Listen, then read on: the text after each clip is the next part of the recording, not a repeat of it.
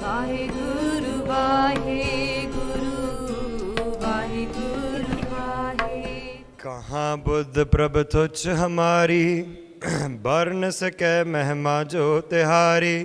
हम ना सकत कर सिफत तुम्हारी, आप ले हो तुम कथा सुधारी। हम ना सकत कर सिफत तुम्हारी, आप ले हो तुम कथा सुधारी। वाहिगुरु जी का खालसा, वाहिगुरु जी की फतेह। Viji showed us how ek sikhda farja ki sariyan cheezan nu ek parm naal dekhna, right? Seeing everything as an illusion. But getting to a point where your mind actually registers it as an illusion, understanding then, okay, if everything's an illusion, then why do I wear my kakars? Why do I do kirtan? Why do I have a guru? All of these things become really confusing because now you're working backwards. What we must understand is that Guru Granth Sahib Pacha is written from a Sachkhand perspective. That's why they start off with Ik Oankar, right? So Ik Oankar. When you say Oankar, a good way to remember how to pronounce it is O as in O Rab. Ang matlab, our angs. Kar means one that's made them. That one, O, one, ehe ang banai. Ik Oankar. That's how you properly pronounce it. And that's a very brief arth. So, in order to understand how we play this game, we have to understand first what it means to be stuck in an illusion. Okay? Ik Oankar is defined by Mool Mantar. So the whole of Mool Mantar defines what Ik Oankar is. Japji Sahib is how, Mool Mantar is how Gurbani starts. Japji Sahib is the first Barni. Japji Sahib explains what the Mool Mantar means. And all of Guru Granth Sahib Ji explains what Japji Sahib means. Shri Dasam Granth explains what all of Guru Granth Sahib Ji means. And Shri Sarblo Granth explains what both of them were speaking about. Because the complexities start from a Sachkhand perspective. If we just go, everything is God, and end it there, then we don't need anything. We don't need to wear these kakars. We don't need a dadi dastar. If it's an illusion, why even keep it, right? It's because of the age-old question. And I'm going to ask you, is there free will? Yes? Why? Actually, say it in the mic. Why do we have free will? We have free will because you can do what you want. You just told me we have free will because we got free will. True. Tell me more. Because we have free will because there's nothing stopping us from not having it. Like, we all chose to come to this camp, right? That makes sense. If you want to throw your hand up right now, you could. That's free will. Yep. Right? Okay, did anyone else have another answer? From his perspective, it'd more be like he knows exactly what's going to happen, and you're willingly doing it without even realizing. Okay, so you're telling me, sab kuch likha hua hai. Everything is written, so he already knows. He knows. What's going to happen. You don't, so you think you have free will, which technically in our perspective we do, but we're kind of unknowingly doing everything. He knows what we're going to do. Like, you understand what I'm trying to say? Yeah. I hear you. Anyone else want to take a shot at it? I think we're using like a human perspective where we're trying to say free will and prana are two separate things, but this is not something that we can really even grasp as a concept, that we can have both at the same time. Like, we can have free will. Like, right now there's so many shabads about us working hard to reach Waheguru and reach a higher level, and all these things. Of course these are because we should be trying to reach that level ourselves, but then also at the same time, like he was saying, at the same time as we're doing these things, we can't take credit for it either, because this was all barn at the end of the day. And I don't think they're two things that have to be decided between. Benji here. When I think of free will, I think that even though everything's already written, it's our karam that can end up changing whatever is written. Is the karam that we do, if we do good karam, then in the future, whatever is written is going to be positive. But if we do bad karam, then whatever's in the future would not be good. Because even though everything's written, it can be changed. It's in Guru's hands to be changed. Okay, so your things are written and you lose and get free will based on the karma you commit.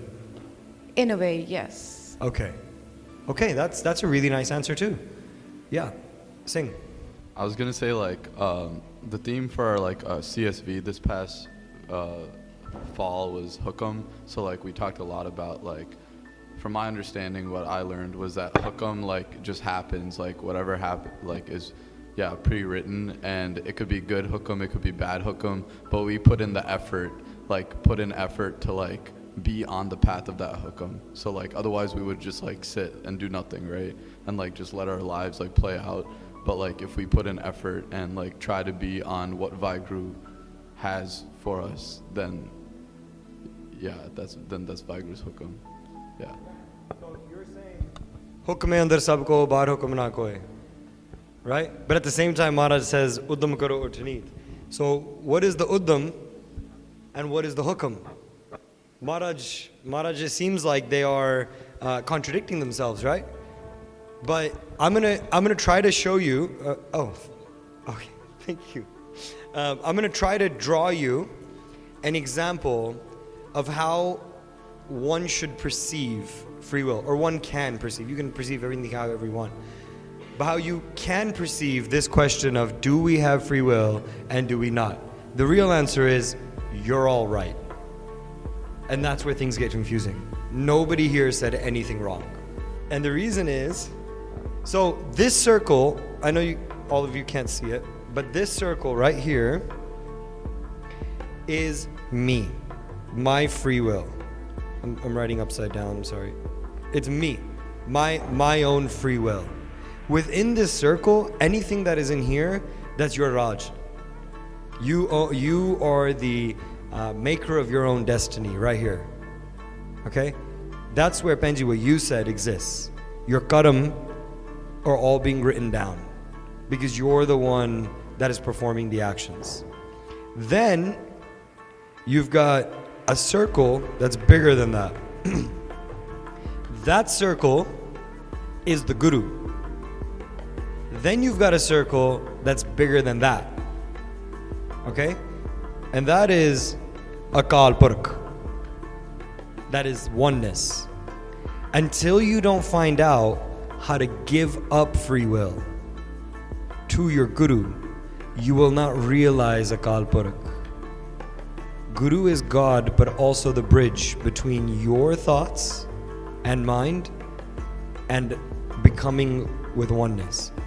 Guru literally defines out to, Gu means darkness, Ru means light. It is someone that takes you from darkness to light. When you let go of your free will, you're accepting ki mere liye hai nirasi. For me it was darkness. But Guru Sahib, you can lead me into the light. Therefore I have decided to not think for myself and only for you. The part it gets tricky is, you extend out to Maharaj and you say, help me, and this is Guru. Right? What does Maharaj do? You took one step into saying, I have found a Guru. And this is why in a lot of Hindu faiths, there's a bunch of Gurus. Right? In a lot of Eastern faiths, they all look for a Guru because they're trying to find a place to give up their free will. In Barney it says, if you take one step towards me, I will take 10 million steps towards you. So what Maharaj does is they take a huge step towards us. And enough of this game of love erases free will. And then you start saying what you were saying, Benji, Maharaj sara kuch ta adda kita hai. I don't do anything. But in order for this thing, and then obviously after that, once you have completely given yourself to the Guru who shows you the way, even that starts to go away and you realize there was no difference between Guru and God. Because right now you might go, how can a book be God? Because even though all of you say, and all of us say it's a Jagadi Jot, how many of us treat Maharaj like a book? And I want to give you an example that's going to hurt your heart. In 2015, and even now, when Biyat Biyan happened, the debates are around why did we punish the person in the way that we did? The only reason that debate exists is because we look at Maharaj as a book. Because we are still stuck in this circle. We haven't even recognized the Guru. Why? Okay, if Guru Gobind Singh Ji was in his man shape and not in his book shape, then, and somebody took Guru Gobind Singh Ji, chopped their arms off, ripped their dadi from their face, and threw them into the sewers, what would you do? Would you debate the consequences? Or would you say that's murder? Right? Sometimes we forget how tangible the experiences the Panth is going through is to us. And it all starts not with emotions, because this is an emotional way to do it. The real way to do it is to recognize the one. And that is through a game of karam and kirpaa. Okay? So now, everyone understand this so far? Okay, so there's a part of me, I have to give myself up to a guru in order to make it to the next level. Does anyone have questions about that part? Because we're going to be moving from circle to circle and I can't lose you. Question? No? Yes. The difference between guru and akal exists only until you don't know who the guru is. In reality, you are God, guru is God, everyone is God, because everything is an ocean. That's what we just went through in the last workshop, right? So the difference between Guru and God is nothing, but we don't know that yet. We're still discovering it because we're under the illusion. We're in a veil of Maya. We don't understand yet. Does that make sense? It will make sense as we go along. There's 3 types of karam. Okay? There's karam that you did in your past life and that you've accumulated the whole time. And that's called Sinchit karam, for anyone that's curious. Imagine it like an armory full of arrows. This is how Bhai Daya Singh Ji explains it. Someone asked Guru Gobind Singh Ji this question. They go, what is karam? How does it work? And Guru Gobind Singh Ji goes, Bhai Daya Ji will tell you all. Bhai Daya Ji gets up and goes, well, these are a bunch of warriors. They're not going to understand if I start just talking spiritually. So the example he gives is, he goes, there's an armory. This armory is full of weapons and arrows that you've earned, good and bad, over all of your previous lifetimes. The arrows that you can put in your myan, as in your case, what you grab and put in, that's called your pralabdha karam. So when you come into this body, this life, you're already given a handful of karam. Sometimes you're like, why does God do, bad things to good people? That's an American saying, because they don't believe in reincarnation. For us, we say, Yaar, karma mere paar aisi. My karma were heavy, I had to go through this. You see, because we don't know what we've done in our past life and have not done in our past life. So we come with a handful of arrows in our casing and we take birth. Then it's kiryaman. That's the last type of karam. These are the arrows you pull out of the casing, put into your bow, and you fire. Who you decide to hit is your free will. That's how you build your karam. But if you decide, I don't want to play with these arrows, they're at your feet, Maharaj, do what you will. You have surrendered yourself. Does it make more sense now? You've taken your karam and you've gone, Hum papi, tum pap khandan. I'm a sinner, you're someone that blesses sinners. Hum sar deen diyal na tum sar. There's no one that's lower than me, Maharaj, and there's no one that's more compassionate than you. Ab pati yaar kya kijye? So why test me now, Maharaj? You see? And Maharaj in their Bani says over and over again that when Maharaj decides, and this is the million step towards you, they're not gonna do hasab kitab of what you've done good or bad. Koda Rakshas used to kill people, and Guru Nanak Dev Ji blessed him to become a saint. And we nowadays have zero concept of forgiveness and change. But the gurus don't, because they're dayal. You can do anything in life. You can mess up, but the guru will never let go of your arm.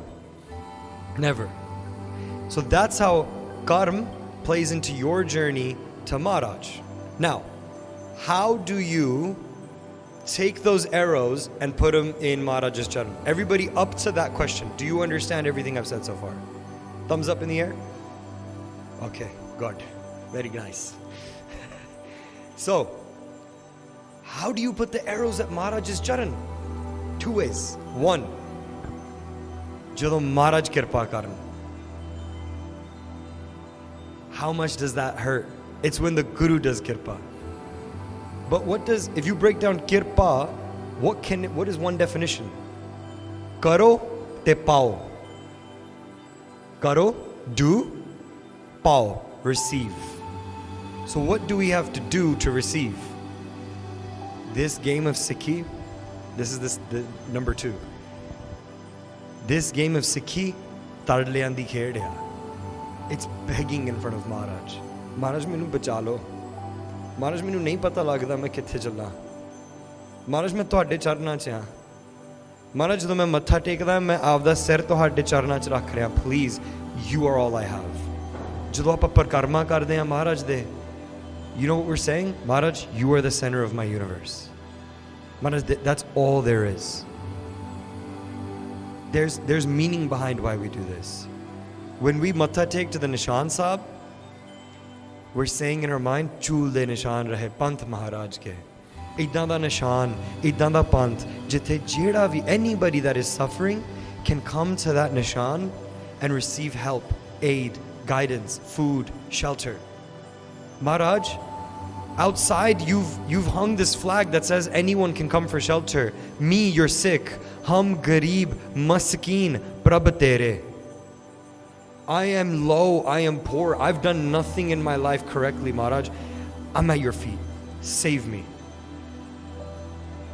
In Barni it says, if you do ardas for Naam every day, there's not a chance Maharaj won't give it to you. There's not a chance. And you know the way Bhagats speak to Maharaj? So you know how, actually let me say this first. What stops you from putting the arrows at Maharaj's feet? Okay, now we know how to put them there. What stops you? What is it? Hankar is one of them. Kam, Krodh, Lobh, Moh, Hankar. Nindya, Chugli, Dvash, Adik. It's lust, it's anger, it's greed, it's emotional attachment, it's ego, it's gossiping, it's all of this stuff. Irka is jealousy. All of these negative traits that pull us down keep us from saying to Maharaj, save me. Isn't that crazy? The game is just, you just gotta fall. Whoever admits that they're nothing wins. Maharaj says over, you know, Guru Nanak Dev Ji, when he got that job in the mandi, the sabji mandi, you guys know the Sakhi? Anyone not know the Sakhi where Maharaj says, Sab kuch tera, everything is yours. Long story short, Maharaj gets a job inside of a market, and when people are coming, Maharaj in his Dayalta just starts giving everything away for free. And says, well, Maharaj, you're God, everything is God's, and he just starts handing it out. Right? When he first got the job there, the way that you actually weigh how much a vegetable costs is by using rocks. You put those rocks on the scale, and that scale tells you how much a sabji costs, right? How much a vegetable costs. Even today, you can go to that mandi, and those rocks are there that were given to Guru Nanak Dev Ji to perform the job. Maharaj took the smallest rock, and he smiled and laughed, and he said, you're so beautiful. You have so much nimrata. You've sat with all your other rock friends, and you've decided that you're the smallest. Maharaj does not care if you're perfect. Maharaj cares that you have the love and the humility. So please stop beating yourself up with guilt. Because guilt is one of those things that keeps you from just falling at Maharaj's door. You know how? Normally the way it goes, and I've seen this a lot with Amritari Singhs, and I've seen it across the board, but I'm going to give a couple of examples. You'll take Amrit, you're hyped up, and then things start slipping away. You start doubting, which is normal. You're human. If you're not, hum sar deen. Deen means I'm the lowest. What's the job of the lowest? To doubt. Stop trying to act like you have an iron mind. You cannot kill Kaam, Krodh, Lobh, Moh, Hankar on your own. Then what they'll do is they'll go, Mere to bhagti nahi hundi. I don't even do my Nitnem. Je main Nitnem nahi karda, main kirpaan kyo tangi hai. Then they'll take the kirpaan off. Then they'll say ki je main kirpaan nahi tangi te main amritari kada. They'll take the kada off. They'll shave their beard. I see this very often. And I used to see it more like when I was a Sahajtari, right? When I hadn't kept my hair, and I was so confused. And you know why I was confused? If on the inside, it's your soul, how can we compare that to a Gurdwara real quick? If the Atma, the soul, is Paramatma, then when you're inside of a Gurdwara, Guru Granth Saheb Jee is the soul of the Gurdwara. Right? If the windows break in the Gurdwara, are you going to say, this is not a Gurdwara anymore, I'm tearing this thing down? You take a sledgehammer and take down the doors? You're going to take down the walls next? You're going to blow up the roof? No matter what you do, the soul is still there. No matter how hard you try, once you take Amrit, once you give your head to the Guru and you cross that line, it doesn't matter what you do anymore, that Amrit will never leave you. It's that simple. That's how much your Guru's got you, even if you don't feel it. But instead of getting into again, it's all the mind, because now you've went back into free will, and you've decided, right? And we do this, guilt is one example. We do it with fear. We do it with, Aaj main meat khada, main matha nahi tek sakda. Come on, man. Are you serious? Just go to the Gurdwara. Nah, man, I went out last night and I partied. I can't go to the Gurdwara tomorrow morning. Bro, wash up, brush your teeth, go to the Gurdwara. Go to your, do you see how you can now stop yourself from putting the arrows at Maharaj's charan? Because you've allowed fear and guilt to run your life. Who cares if you've recognized it's an illusion? You just beat yourself up in the process. How heartbreaking is that? Sometimes we think, when I become perfect, then I will take the next step. You don't become perfect and then bring in Gurbani. You bring in Gurbani and Gurbani cleans you. That's how it happens. That's the journey of a Sikh. So in that process, remember, don't start breaking the doors and walls of the Gurdwara just because you make a couple of mistakes. It doesn't make sense. A window replacement is easy. You're not doing your Netanim? No problem. Show up to a camp. You can't, honestly, we don't hear this enough because everybody acts like a perfect Sikh. I have days where I feel like I can't read Bani, but I know that it's my Guru's hukum. So I just put in ear pods, play Netanim and stare at my Gotka, even though I don't feel like we're looking at the words. If you can't do that, just listen. If you can't do that, while you're driving, listen. While you're working, listen. Just listen. You never know what tok is going to hit you in the heart. But just play the Barniya. Just try. Don't be like, nah, I'm doing injustice to Barney, right? Like we get into this thing, right? I've heard even things like, Jay Gurdwara de vichon, you take the curtains off and they're putting on new ones. Don't put them in your home because in your home you have alcohol and all this and the curtains are blessed and you don't want to do that. What? If anything, those curtains are blessed. By bringing them into your house, you'll be cleansed. Like we have such a guilt-ridden mind as a panth that we're like, nah, I mess up, bro. So I can't take that step to be with my Guru. Oh, no, I'm a Monna, therefore I can't do X, Y, and Z. When people used to come to Guru Nanak Dev Ji and ask for things, you know what he used to say? Langar ja ke pande manjo. Go inside a langar and wash the pande. Go inside the langar and wash pande. Why? Why is that? This is a part of putting the arrows down. Every time you do seva, your karma are cleaned away. It's what Penji was saying. Every time you do seva, your karma are cleaned and something new comes. What do I mean by that? There was once two guys. They were best friends. One of them used to own a market and the other one used to work. And it was during Guru Nanak Dev Ji's time. They go, yo, there's a Peer that's visiting the area. Let's go talk to him, right? And they both decide, yeah, you know what? We should totally go do that. Let's do that. And when they go to do that, on the way, one of them finds out that there's a caravan in town with dancers, right? Baki aap samjh lo. And his buddy goes, yeah, sorry, man, I'm not trying to go listen to a Peer when I can go watch dancers. And he goes, all right, fine. Like, I'll go there and you go there. He goes, chal theek hai. So he starts going to the dancer every day. He starts going to Guru Nanak Dev Ji. They both come back at the end of the day. He goes, oh, man, you should have seen these dancers. Next level. Right? And the other guy goes, you should have heard Guru Nanak Dev Ji. I felt Anand. He goes, pa melna kiya vichon. I'm telling you, I had a lot of fun. As in, you just sat down all day. Now your gode hurt. Right? He goes, I went there and I had a blast. And he goes, Chal, why don't we do this? For a week, you go to the dancers, I'll go to Guru Nanak Dev Ji, and let's see. And we'll talk about it on the 7th day. On the 7th day, God rested. No, I'm kidding. On the 7th day, they're traveling back. And as they're traveling back, the guy that was visiting Guru, that was going to the dancers, he gets back first. As he gets back, apni Punjabiyan di aadat hai, right? We always grab something, we start fidgeting with it. So he grabs a twig and he starts fidgeting with it and he starts digging into the ground. And as he's digging and digging and digging and digging, he sees something shine.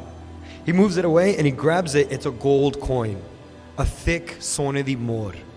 And he's like, oh my God, I just had an amazing week. I got to see some dancers and I got a gold coin, right? He's like on the top of the world. He's like, I can't wait to tell my friend. His friend is on the way back and he steps on a spike, goes right through his foot. Dude starts bleeding. This is the guy that was visiting Guru Nanak Dev Ji every day. He's limping back.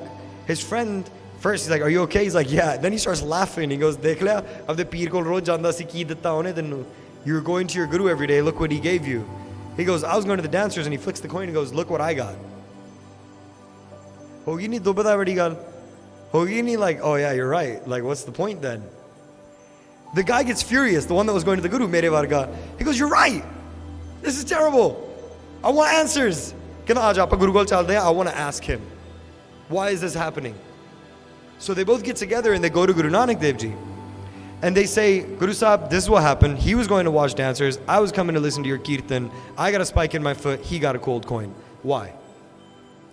Guru Sahib starts laughing and he goes, let me tell you about your pralabdha karma, what you brought with you in your case, in your arrows.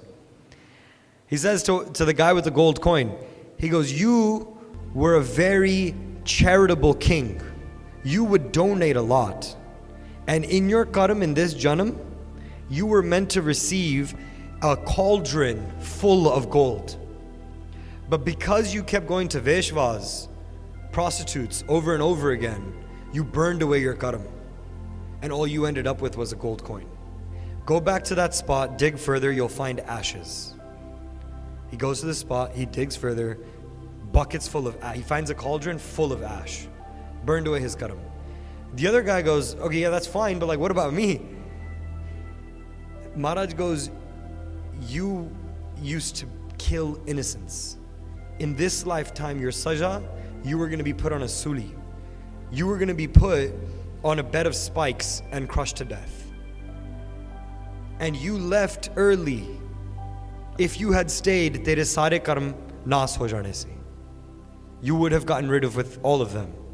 But what was a jivan that was supposed to end on a bed full of spikes is now just a thorn in the foot. And when a Sikh realizes this, you get into a car accident, you're going to be like, oh, chalo, abhi Maharaj di kirpaa hi honi hai, pata nahi ki hona si. Because you realize, you're like, nahi, Maharaj da naam japde hain, Sangat karde hain, there's no way. You become fearless, your mindset changes. That is an explanation of karam. Karam also stop you. But doing seva, looking at the Guru, getting Guru's darshan, changes your life. I know a Singh. He has Down syndrome. Most Chadee Kalaa Singh I've ever met. When he was born, the doctors told him, you won't be able to speak. Not told him, but told his parents that your child's not going to be able to speak, he's not going to be able to walk. Then a Gursikh tells them, take him to the Gurdwara every single day without fail. Since he has been born, they take him to the Gurdwara. As he hits about 7 years old, he begins to talk out of nowhere. He looks at his Tayaji. His Tayaji is one of my closest friends. And he just says, Tayaji, Waheguru. Him going to the Gurdwara every day washed his karam. Then he said to his Tayaji, he goes, I want to take Amrit. That's what he said. And his family, no one else was Amritari. But he was just going to the Gurdwara every day. When he would go to the Gurdwara, Jede Sharda Vade, you'll understand this. The Paisa was watching him walk down with his Nana. When he matha took and he got up, the Paisa walked up to the Nana and goes, this kid is blessed. I just saw someone in a chitta chola, chitti dastar come up and put their hand on his head. And when he talks, Sahib has met him, we spent time with him. Sometimes he'll just be like, yeah, Babaji was here today. It's just Akal Purkh te Surti. After he took Amrit, everything's been getting better. He's been growing. I've literally watching things go against science. So if you don't believe Guru Nanak Dev Ji Sakhi, maybe you believe more in like a human's, like seeing it, pratak. But I'm telling you, how do you put your arrows at Maharaj's charan? 1, seva. Seva washes karam. Guru Nanak Dev Ji, if somebody came to them and asked for anything, they'd say, do seva, you'll get it. Do seva, you'll get it. Number 2, darshan. Every day, if you can, get darshan of Guru Granth Sahib Ji. Get darshan of Gurbani. Get darshan. Singhs asked Guru Gobind Singh Ji when Maharaj was going to do Akal Chalana, when they were going to leave their Sarirak Roop. They said, Maharaj, how will we visit you? He said, just find just go to Guru Granth Sahib Ji. They said, what if we can't find Guru Granth Sahib Ji? They said, find 5 Singhs. Anywhere there's 5 Singhs, there's me. So what if we can't find 5 Singhs? They said, find just a Singh. His dadi, the star, will remind you of me. They go, what if we can't find that? Can I just look in a mirror? And I'll be right there. Just remember to do one of those. But the one you should try for the most, go to the Gurdwara, do seva, fall at Maharaj's charan. These don't sound hard, right? That's why they say Sikhi is so easy, but you know what makes it hard? Dubida, Shanka. What was the word we used today? Param. We get into a doubt. Yeah, there's no way, man. Or I'm tired today, I don't want to go. That's fine, you don't want to go, but just remember, there's a path to this.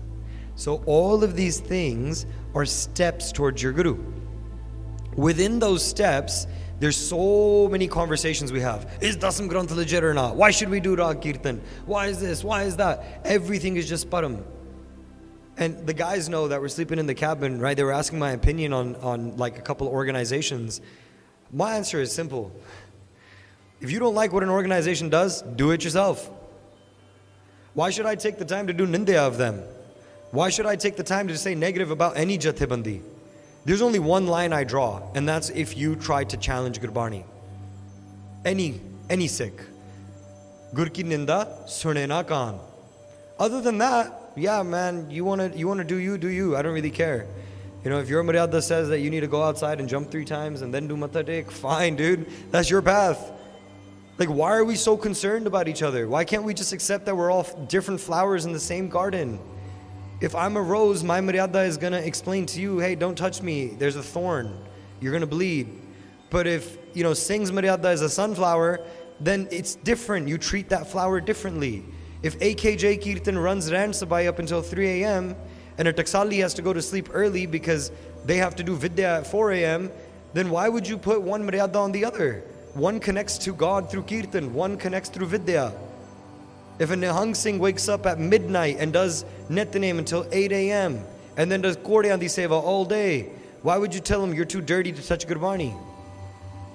You see what I'm saying? Like, there's so many nuances, but we've made our entire panth black and white. Why am I spending time in this? Because this is one of those dubidas that will keep you from putting your arrows at the feet of the Guru.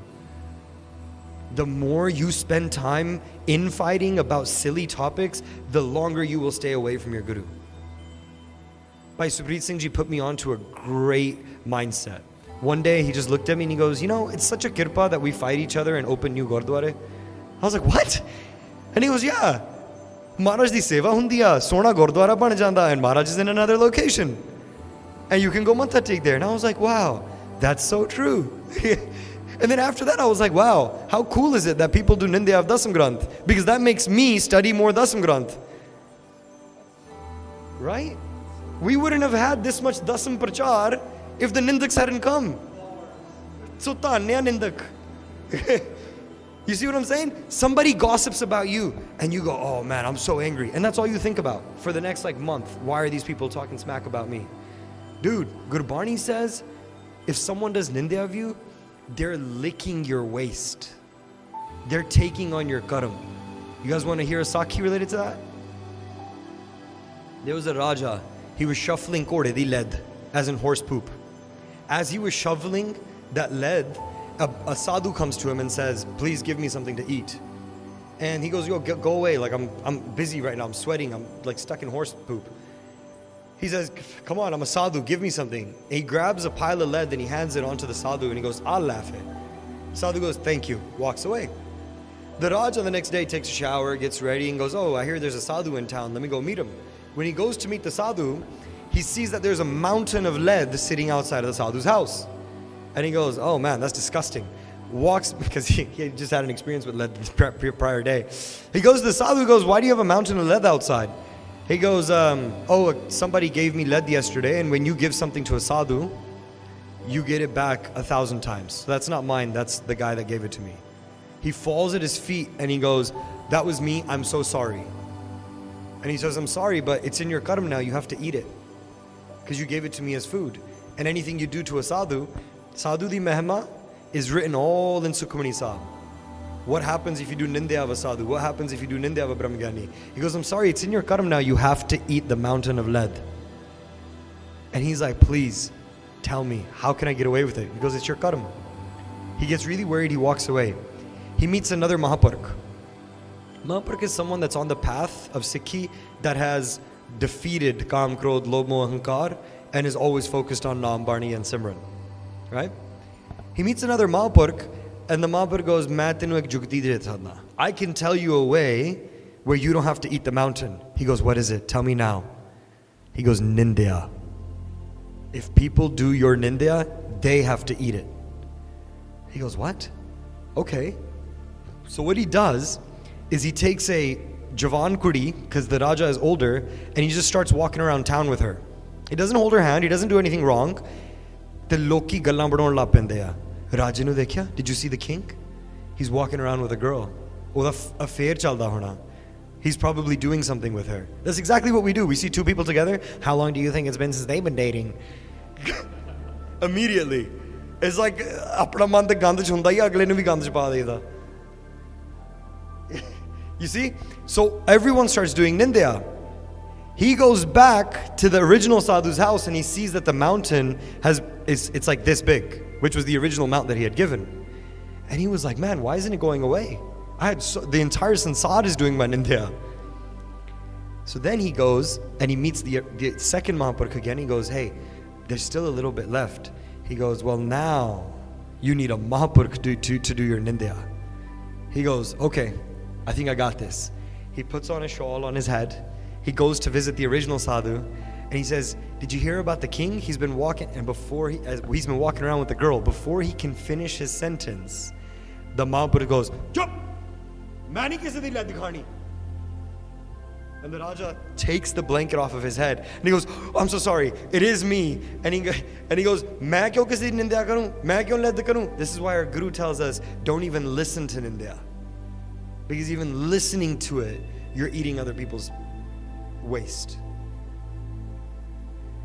So then he says to the sadhu, he goes, what do? I don't want to eat it, not even this much. He goes, I can just tell you a nokta. Thoda thoda roj leke pani ch pa ke, put it in water, take some churan, some salt, some pepper, mix it up and drink it. And you won't taste it, but you'll have to go through your karam. Our karam, there's a pile that we have to go through. We have to go through it. But there's a large pile that can be erased through good deeds, and the clause outside of good deeds is if someone does your nindya. So imagine how bad it is to do nindya. And imagine how bad it is. You know, Bhagat Kabir Ji used to act like a drunk so that people would do his nindya so that he could meet God.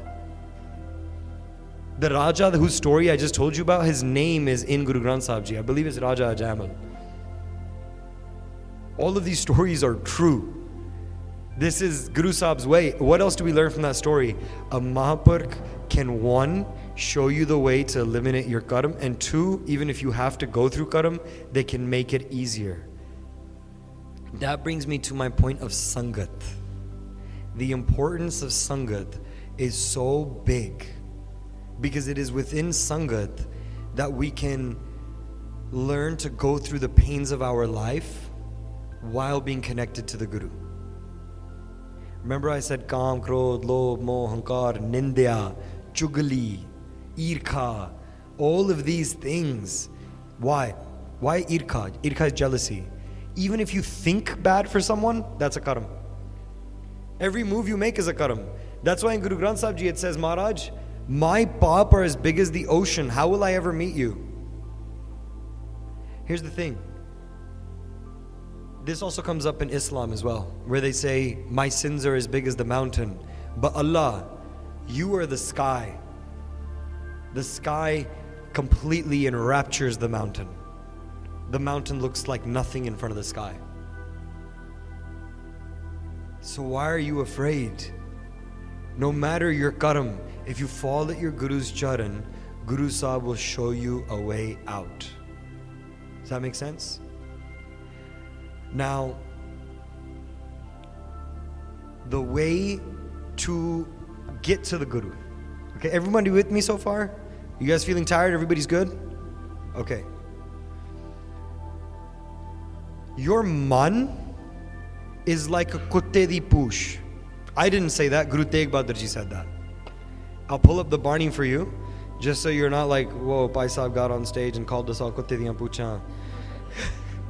I didn't, man. Guru Sahib called it to all of our mans. Guru Tegh Bahadur Pacha. Here it is. Yeh man nek na kahyo kare. I tell this mind, hey, do good things. It doesn't listen to my advice. Seek sakhaye raheo apni, si durmat te na tara. I'm so tired of giving it instructions and it ends up doing its evil deeds anyways. How many of us go to sleep at night, every night going, main amrit vele uthna, and as soon as that alarm rings, we go, nah, this bed is way too cozy. I do it, yeah, you don't have to raise your hands, don't worry, you don't have to expose yourself. We all do it. That is how fickle the mind is. Manane dolana hi dolana hai. That's why instead of saying, I'm going to get up, you go, Maharaj, please athal leo. Right? Yesterday, just something to loosen you up. Last night, when we were here until midnight, I was like, Maharaj, pat rakh leo. They've called us as speakers. We can't get up in the morning. Sada ki banuga? Maharaj, bacha leo. Right? I was like, Maharaj, pat rakh leo. Maharaj ne aisi kirpa kiti that when we woke up in the morning, all those things were laughing, playing, and wrestling, and yelling, and screaming. And I was like, well, no choice to sleep. Thank you, Maharaj.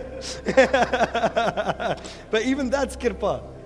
Right? I couldn't win my mind, but Maharaj blessed the Gursikhs to have such adorable laughters that I couldn't stop but laughing. And then Maharaj says, Mad maya ke peo bhavaro har jas nahi uchra. My mind has gone insane, intoxicated in Maya. All it wants to do is make money, grind, hustle, go out, have fun, drink, smoke, chill. It does not want to jap your, it doesn't want to sit in your darbar. Because as soon as I sit down, I feel anxious. Like, it's like, what do I do? What do I do? Maharaj, my mind is crazy. It's intoxicated. I don't know what to do. Then Maharaj says, Kar par panch jagat ko dehka apno udar para. It practices deceit. It tries to cheat the world and it fills its belly that way. What does that mean? We fight each other about a good Sikh is someone that does this. You know the amount of times I've heard, haan, asi daru pinde honge, par case te nahi na katte. And then on the other side I hear, haan, case te katte hain, par lokan vich daadiyan dastana rakh ke daru te nahi na pinde. Bro, why are you looking at other people? Hum nahi changa, bura nahi koi. Right? I'll say it in an American way. If you point at someone, there's 3 fingers pointing right back at you. So why are you pointing? Right? So the thing is, the web that we spin, oh, I'll do path, bas main ek wari paise kama lawa, fir main path kar lunga. That web is what's going to hurt you. Maharaj says this web that you're spinning of Maya, you're going to land face first.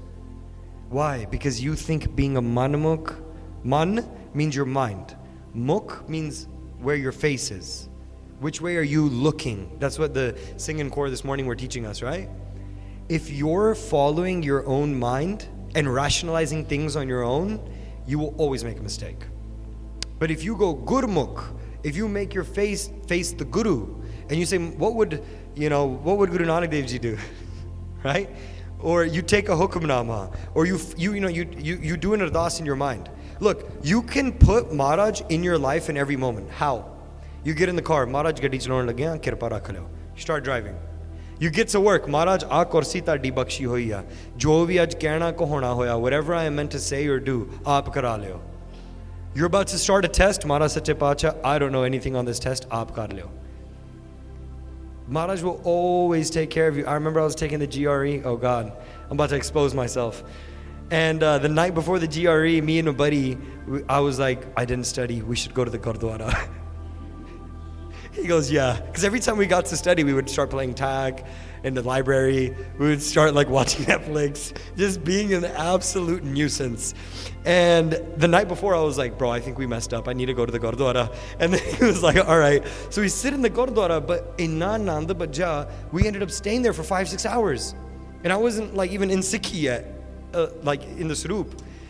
And I was like, man, that was amazing. And a Singh walks in, and the Singh goes to say, and I told him, oh yeah, I was supposed to study for the GRE, and I didn't. This was happening. And he goes, koi na, swer nu panch baniyan kar li. I had at that point never done panch baniyan in my life. And I was like, that's going to take me a while. My GRE is pretty early. Kanda koi na, oh kar li, phir tenu tension lene di lord nahi. I was like, all right. So I woke up, and I did my panch baniya, and I was late to the test. And I showed up, but I was showed up like at the last minute. They were like, yeah, you can go in. And when I sat at that computer, I remembered this advice. Just do ardas. Maharaj, I need a 151 to pass this. Whatever you do not let me get 150.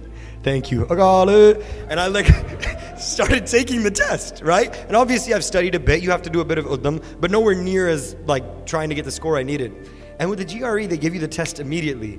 And I remember there were so many questions where I was like, Tan Guru Nanak, can I just like press? I'm not telling you to go take tests like this. I'm just telling you how to have parosa. God, I'm such a bad role model. I'm a delinquent, man. And I go and I do this, right? I was like 21 at the time. And I hit submit, and I get a 151. I call my buddy, and I go, oh God, I did it. I got a 151. And he was like, bro, you know, if you had studied, you would have done great. I was like, yeah, but like Maharaj ne patra rakh li. I said a very jokingly story, but it's true. Anything in your life, every moment in your life, Maharaj, bura hove jan changa hove, you take care of it. Even if bad happens, don't be like, Maharaj, why'd you do bad? Just say, all right, well, I'm here, mere karma honge, par tusi mere karma nalo vadde hain, please show me a way. You are bigger than my karma, please show me a way. If you get in that humility in everything you do, you'll be fine. Right? Jesspreet Singh and I, Bhai Jesspreet Singh Ji and I, we were speaking. He's like, yeah, I don't go on vacation unless I take a hukamnama. Maharaj will be like, yeah, it'll be charity. The guy goes, I know the vacation's going to be great. And I was like, yeah, man, same. I literally, like, me and him always, like, we're going somewhere, we'll do an ardas, on our phone, we'll pull up the Hukmnama app, we'll take a Hukmnama. Maharaj, we don't even ask for anything, just Maharaj, what do you think? Take the Hukmnama, read the Hukmnama, chalo Maharaj da kar lenne hain. Why? Because you're having a conversation with your God every single day. And you're meditating, and you're doing ardas, and you're even in school, you're saying, Maharaj, this homework will only be done. This is for my procrastinators out there. Maharaj, this homework will only be done if you do kirpaa. You bring yourself into that sahaj avastha, you'll start doing it. Everything you do. Okay. Swan pooch jo hoye, na suddho, kehyo na kaan tare. Like a dog's tail, this mind will not straighten out. It doesn't listen to what I tell it to do. They say the mind is like a kutte di pooch. No matter how much you try to straighten it, it does not straighten. So what's the answer? Kaho Nanak, Bhaj Ram Naam, Nit Jate Kaj Sare. Just keep saying Waheguru, Waheguru, Waheguru. Bas naam japi chalo. Bas naam jap liya, te tade sare kaj. Jate kaj sare. Sare means savar jane, which means complete. Whatever kaj you need to complete will happen. So Bhai Mardana ji asked a question, because I know how it goes. You're gonna think, but if I just start doing Waheguru, Waheguru, then how will I live life? If I focus more time on Naam Simran and Barni, how will I live life? Bhai Mardana ji asked Guru Nanak Dev Ji that. He goes, you know what I love about Bhai Mardana ji and Guru Nanak Dev Ji's relationship? He's always questioning Guru Nanak Dev Ji. He's like, Maharaj, you keep telling everyone to jap Naam, but if everybody starts doing Naam Simran, how is everyone going to eat? Guru Nanak Dev Ji goes, Bhai Mardana ji, ek wari karke te dekh len, nadiyan nu dudh bana dun, te ਦਰਖਤਾਂ ਦੇ ਵਿੱਚੋਂ ਖਾਣਾ ਡਿੱਗੂ. He said, I implore the world to try just once, to everyone start doing Naam Simran, and I will turn these rivers into milk, and I will turn trees into stations of food. No one will have to work. Everyone will be in Anand. Someone that believes in the power of the Guru, and in Naam Simran will say Chadee Kalaa. Someone like Moon will go, but I have a dairy allergy, and if rivers turn to milk, what will I do? Yeah, but is the food gluten-free? The man always goes to the wrong thing. Anytime we listen to examples or anything, we start going, where is it written? Bro, have Sharda. Why are we killing Sharda? Just all I'm saying is, to defeat this circle, do Naam, do Bani, go visit your Guru, go do Seva, stop beating yourself up, and before you know it, you'll be in Anand. Because you'll know all there is your Guru. That circle of free will is gone. But there can be no step to the Guru as long as we stay in home. So we have to take those steps. Now, the mind is fickle. Like I said, it's like a kutte di poosh, right? But it's also your best friend. Guru Gobind Singh Ji said, if my mind did not jap naam right now, I wouldn't be able to experience you. Thank you, mind, my best friend, for saying Simran. It's a kutte di poosh when it doesn't listen, and it's your best friend when it listens. So how do you make it listen? Okay, one is, again, Guru di kirpaa. Without kirpaa, nothing can happen. You have to beg for kirpaa. Hum kukar tere darbar. I am a dog at your darbar. That's the thing about a Gursikh, right? The longer you spend in Sikhi, the more jawabs you'll start saying, like, yeah, I might be a dog, but I'm Maharaj's dog. And he's got my back.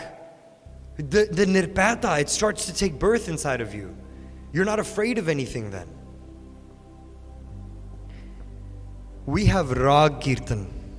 Rag Kirtan was made in a way where each tune and each rag was meant to put a spell on your mind and bring you into the charan of Guru Sahib. There's rags that are only meant to be played at certain times of the day.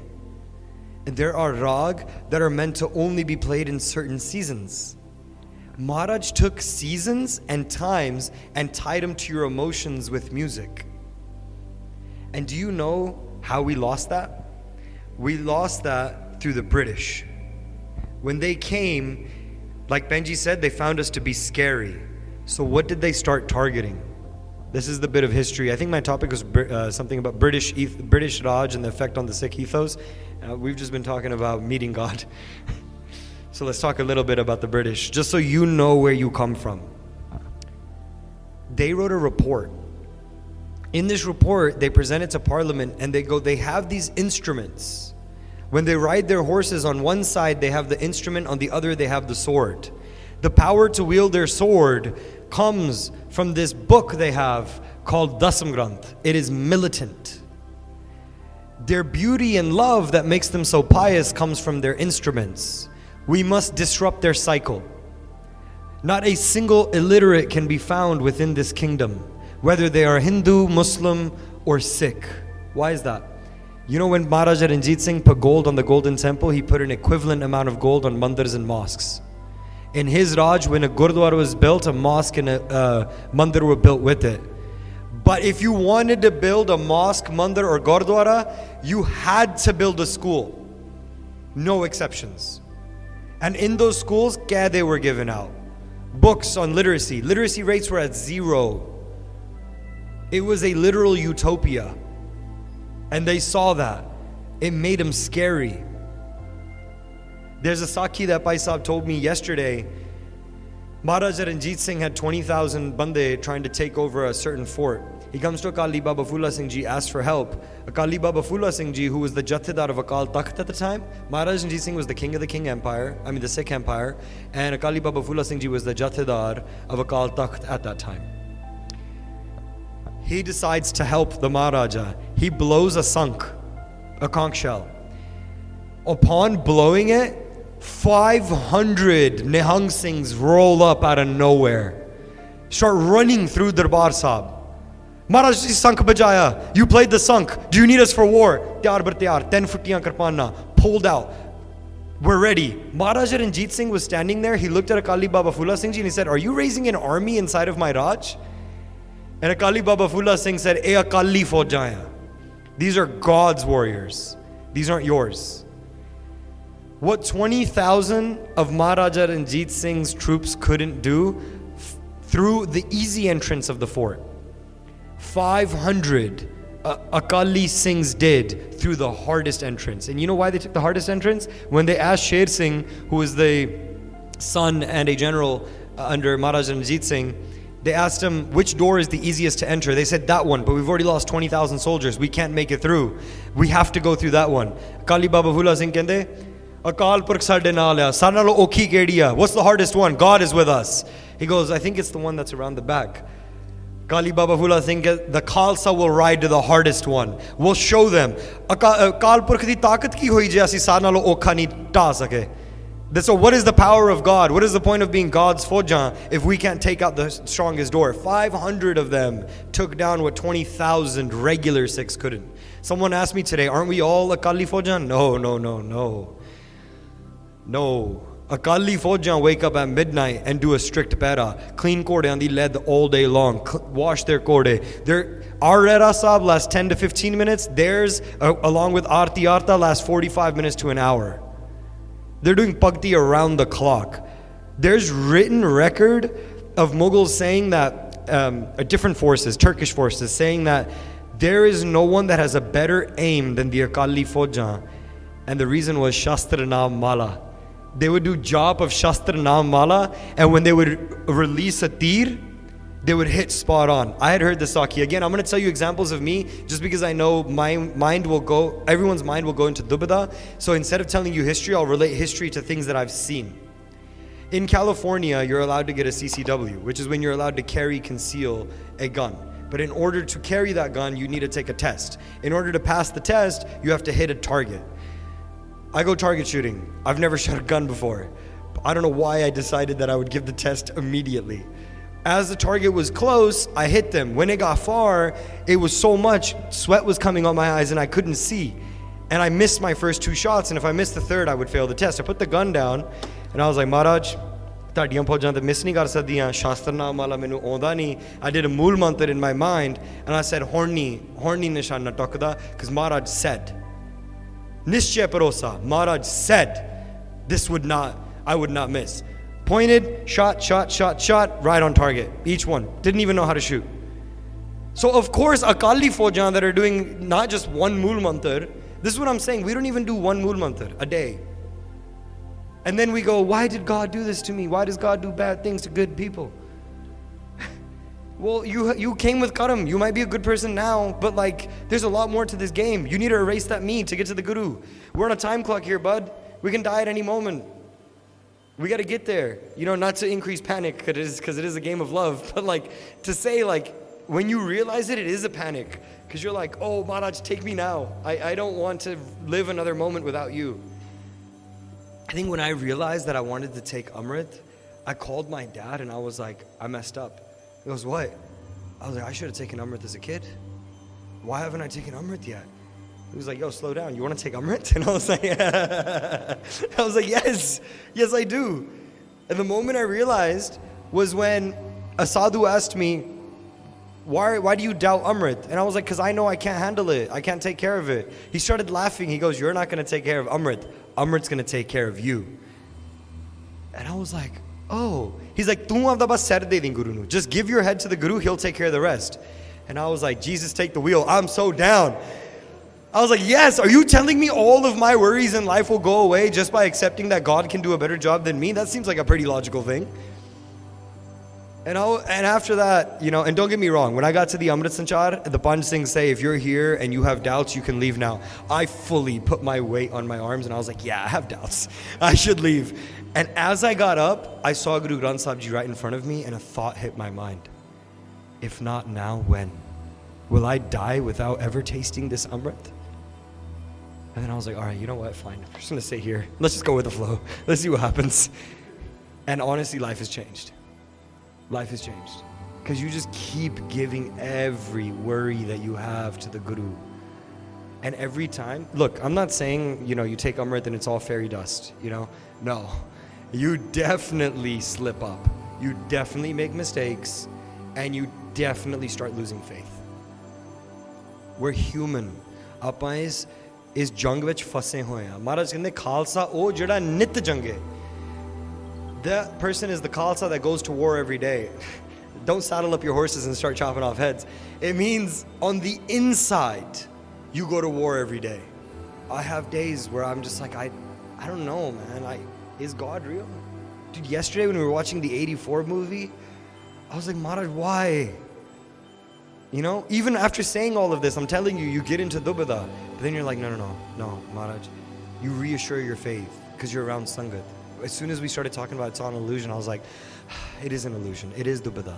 But we all need Sangat. Just because we put on a chola does not mean we know anything. It's just something that I like wearing because I don't want to come into my Guru Sharan without wearing the uniform of the Khalsa. I feel like a kid coming to school without his uniform. It feels weird. But it doesn't mean that we're some type of masters of Gyan and we never mess up or anything like that. This path, everyone makes mistakes. Maharaj says that this path is kanyotiki waloniki. It is sharper than the edge of a sword and smaller than the tip of a hair. Bro, that's impossible.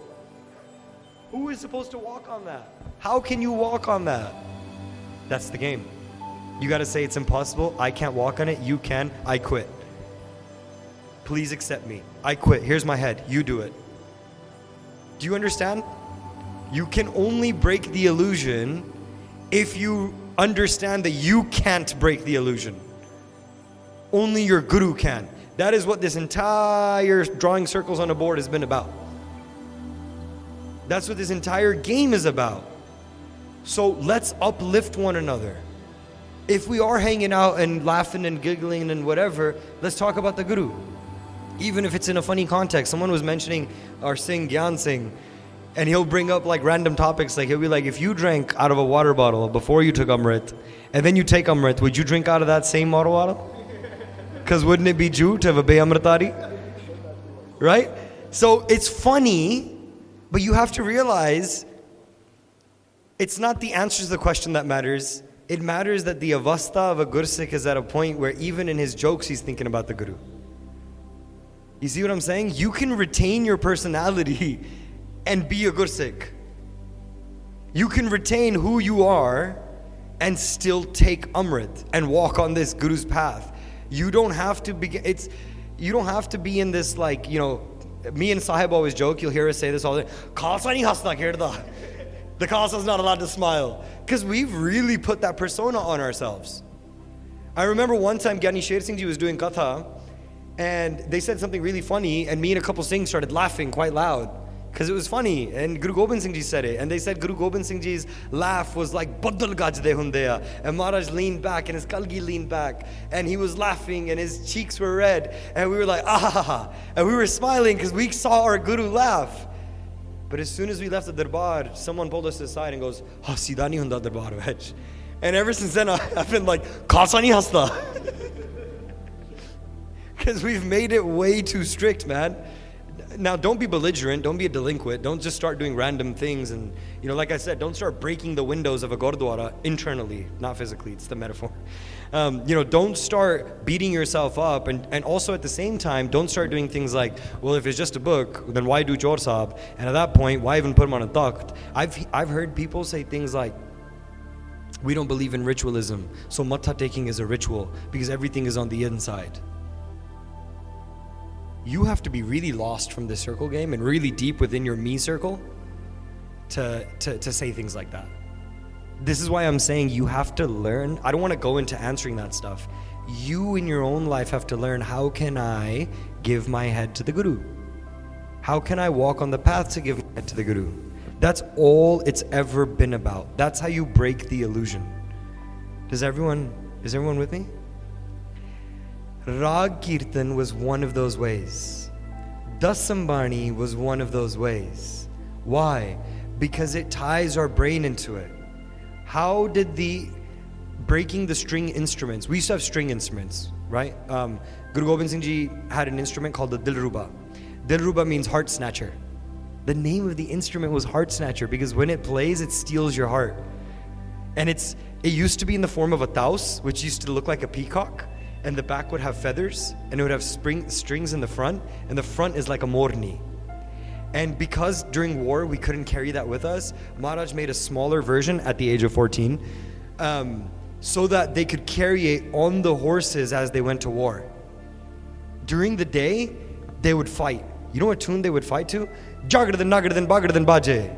They would literally move to the Chal of Jap Sahib, to the Chal of Dasambani, because that's what they knew. That's what they had experienced. At night, they would sit down and play their stringed instruments. Now, I'm not a singer, but I'm about to try and attempt to show you vocally the difference. I'm not a kirtani. The difference between a French harmonium, which is what we use nowadays, and a stringed instrument. Okay. Do you guys know the difference between Padshad and Ladivar? Raise your hand if you know the difference between Padshad and Ladivar. Okay. Ladivar is when Gurbani is written as one long line. There's actually not really breaks inside of it. The breaks are called Padshad. The way we're supposed to read Bani is Ladivar. And I suck at it, so I do both, right?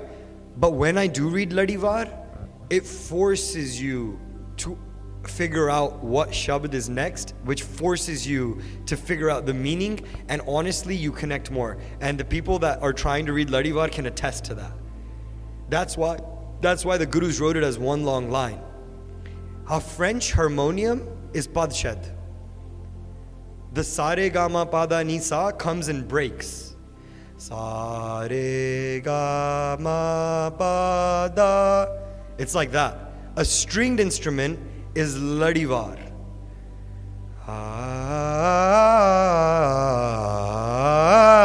It never breaks.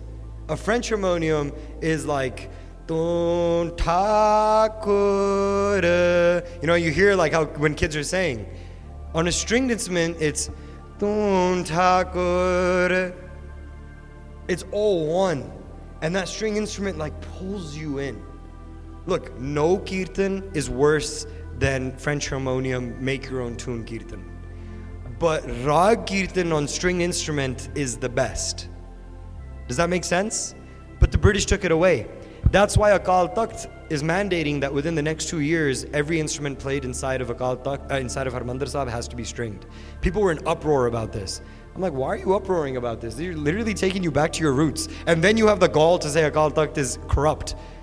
When they do something right, you go and, you scream. When they don't do something, you scream. Are you ever going to be happy? Again, it comes down to mindset.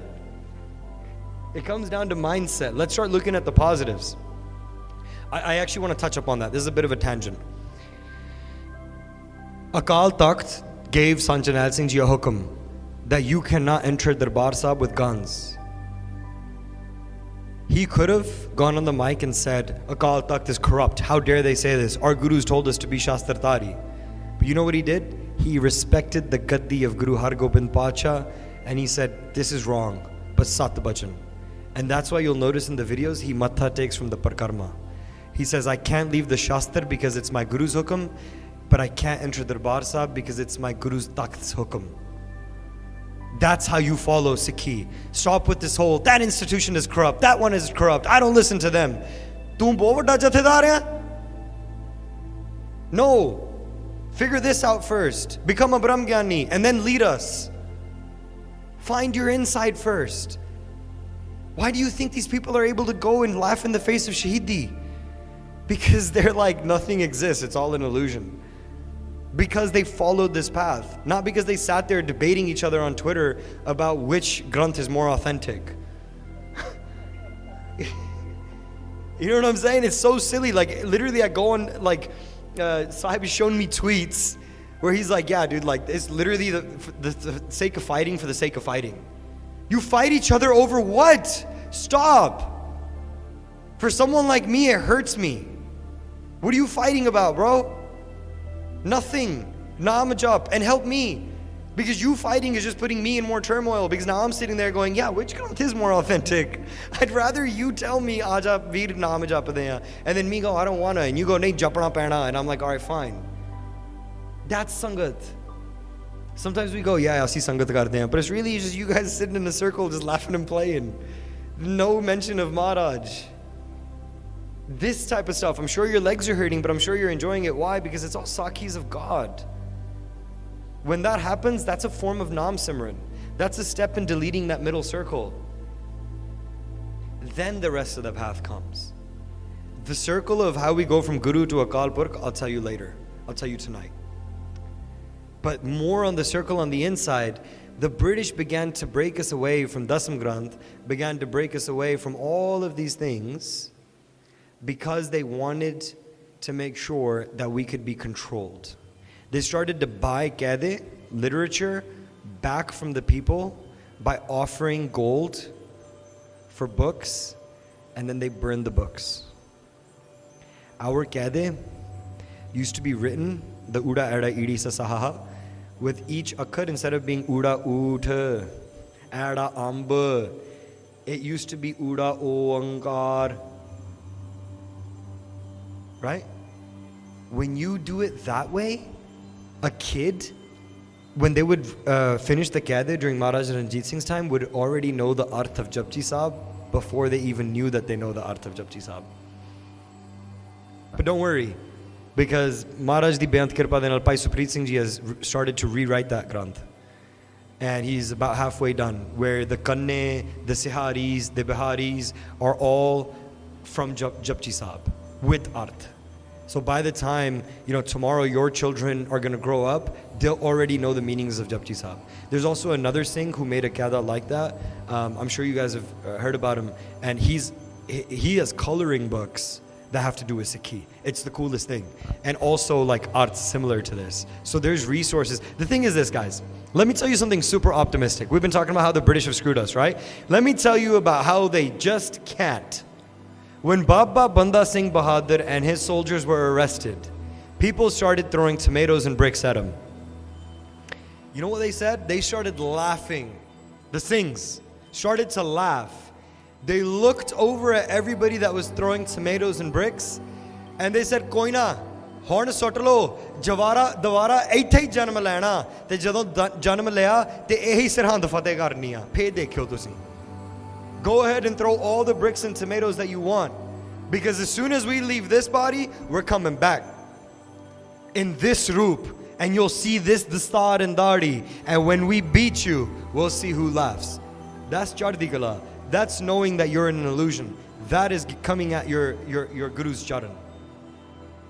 Baba Baj Singh was the one that went and did Fateh of Sirhind after that. Baba Baj Singh, when he did Fateh, he was really terrifying. I'm going to tell you how terrifying some Singhs got. In order to let the Mughals know that Khalsa has arrived, and I have to let you know, when a Khalsa would get onto a battlefield, Mughals write that it used to look like the god of war has entered onto the field. Hindus that would go against us would write that it looked like Chandi aap pargat ho ke sade naal laddi si. That's what it would look like. Do you know why? Baba Baj Singh's horse, his saddle, where he puts his foot to get onto the horse, used to have a Mughal head tied to it. He would step onto a Mughal head and then get on the saddle. The tail of his horse used to have Mughal heads tied to it. He would ride up into Mughal Faujan, and everybody would go, "That's Baj Singh. He's the one that ties Mughal heads to his kartiyan." Do you know how terrifying that is? You go, "Oh, but where's the Nimrata? Where's the Komalta?" I'll tell you where the Nimrata and Komalta is. Maharaja Ranjit Singh goes to battle one day. The Akali Faujan are coming up behind him, and he's standing overlooking the battlefield, and he's on his mala, Waheguru, Waheguru, Waheguru. And Akali Fauj, you know what they say to Maharaja Ranjit Singh? First of all, Kana means someone that doesn't have one eye. Maharaja Ranjit Singh didn't have one eye. They go, "O Kaneya, jang de vich shastra bolda, mala nahi, mala rakh ke aa sade naal." First of all, look at how great of a king. He doesn't care that his Akali Fauj speaks to him like that. And the second, look at the Akali Fauj. They said, there's a time and place for everything. Now's not the time for Nam Zimmer. Now's the time for Jung. Pull your kirpaan out. And he laughs and he goes, "You're right." Pulls his kirpaan out, lets out a jakara and rides in. Baba Baj Singh in that same way would walk in and terrify the Mughals. After a while, when he was finally arrested, when he was finally contained, they put him into shackles. But because they were so scared of him, they shackled his wrists, they shackled his legs, and they tied chains to both. Then, the king of that area, he was standing on a balcony and he was looking down at Baj Singh and he goes, "Oh, are you the Baj Singh everyone talks about? So brave, look at you now." Baba Baj Singh stays quiet. They go, "Tusi ta kende si ki Guru da Baj dadiyan marda." You were saying that Guru's Baj can fly. Now look at you. Then Baba Baj Singh Ji looked up and stared at him and said, "It's easy to talk from a balcony. Why don't you just unlock my feet and I'll tell you what I can do?" And the king starts laughing, because what can you do with just unlocking the feet? Right? So they go unlock his feet. As soon as the shackle hits the ground, Baba Baj Singh Ji knees the Mughal soldier in front of him. As his toddi lifts back, with 2 hands, he grabs the kirpaan, pulls it out, takes his head off, turns around, and slays 5 more Mughals. And he turns around, he lets out a jaikarah and goes, "Aa reha Baj Singh, aa reha Guru da Baj, iddan daadiyan mardiyan si." This is how we take flight. You think you can cage us? Oh my God, the king got scared and ran into his room. He got behind 2 closed doors and said, "Tell me when you've arrested Baj Singh."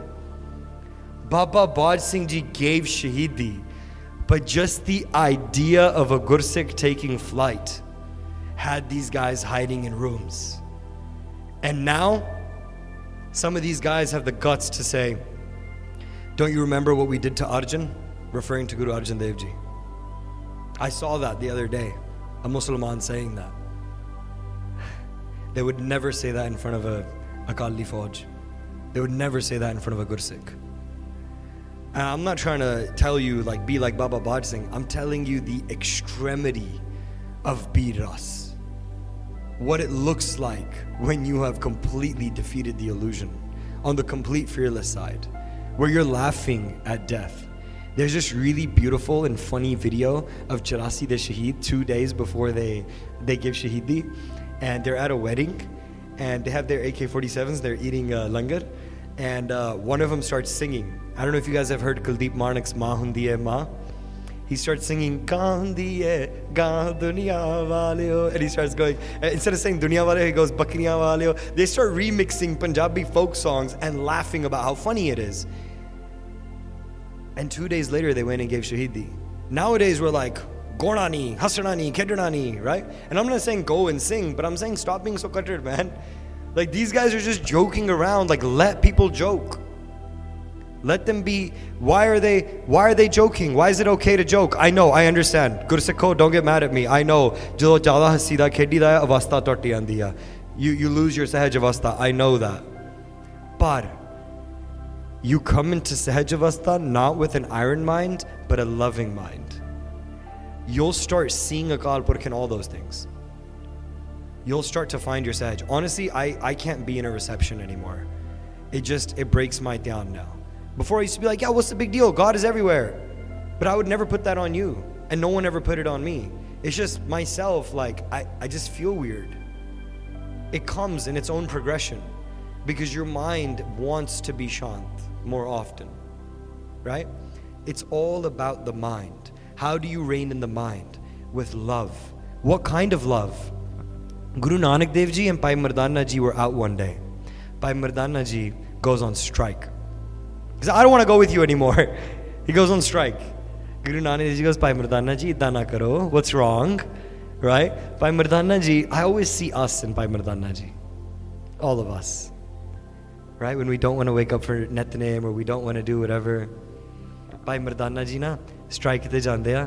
They say, "Guru Sahib, I can't take it anymore. I'm going home." Guru Sahib grabs Bhai Mardana Ji's arm. Kende Mardana Ji, na jao, rehlo sade naal. Stay with us. Don't leave me. Bhai Mardana Ji kende, "Nahi Maharaj, benti hai. Please let me go now. I can't do it anymore." Kende, "Okay, Bhai Mardana Ji, what would you like? What can I do to get you to stay?" Kende, "Guru Sahib, sometimes when you start doing kirtan, jadon tuhanu Allahi bani aunਦੀ ਆ, you just start doing naam simran and kirtan, ਘੰਟਿਆਂ ਭਰ ਤੁਸੀਂ ਬਹਿੰਦੇ ਆ, ਤੁਹਾਡੇ ਨੇਤਰਾਂ ਚੋਂ ਹੰਝੂ ਡਿੱਗਦੇ ਆ.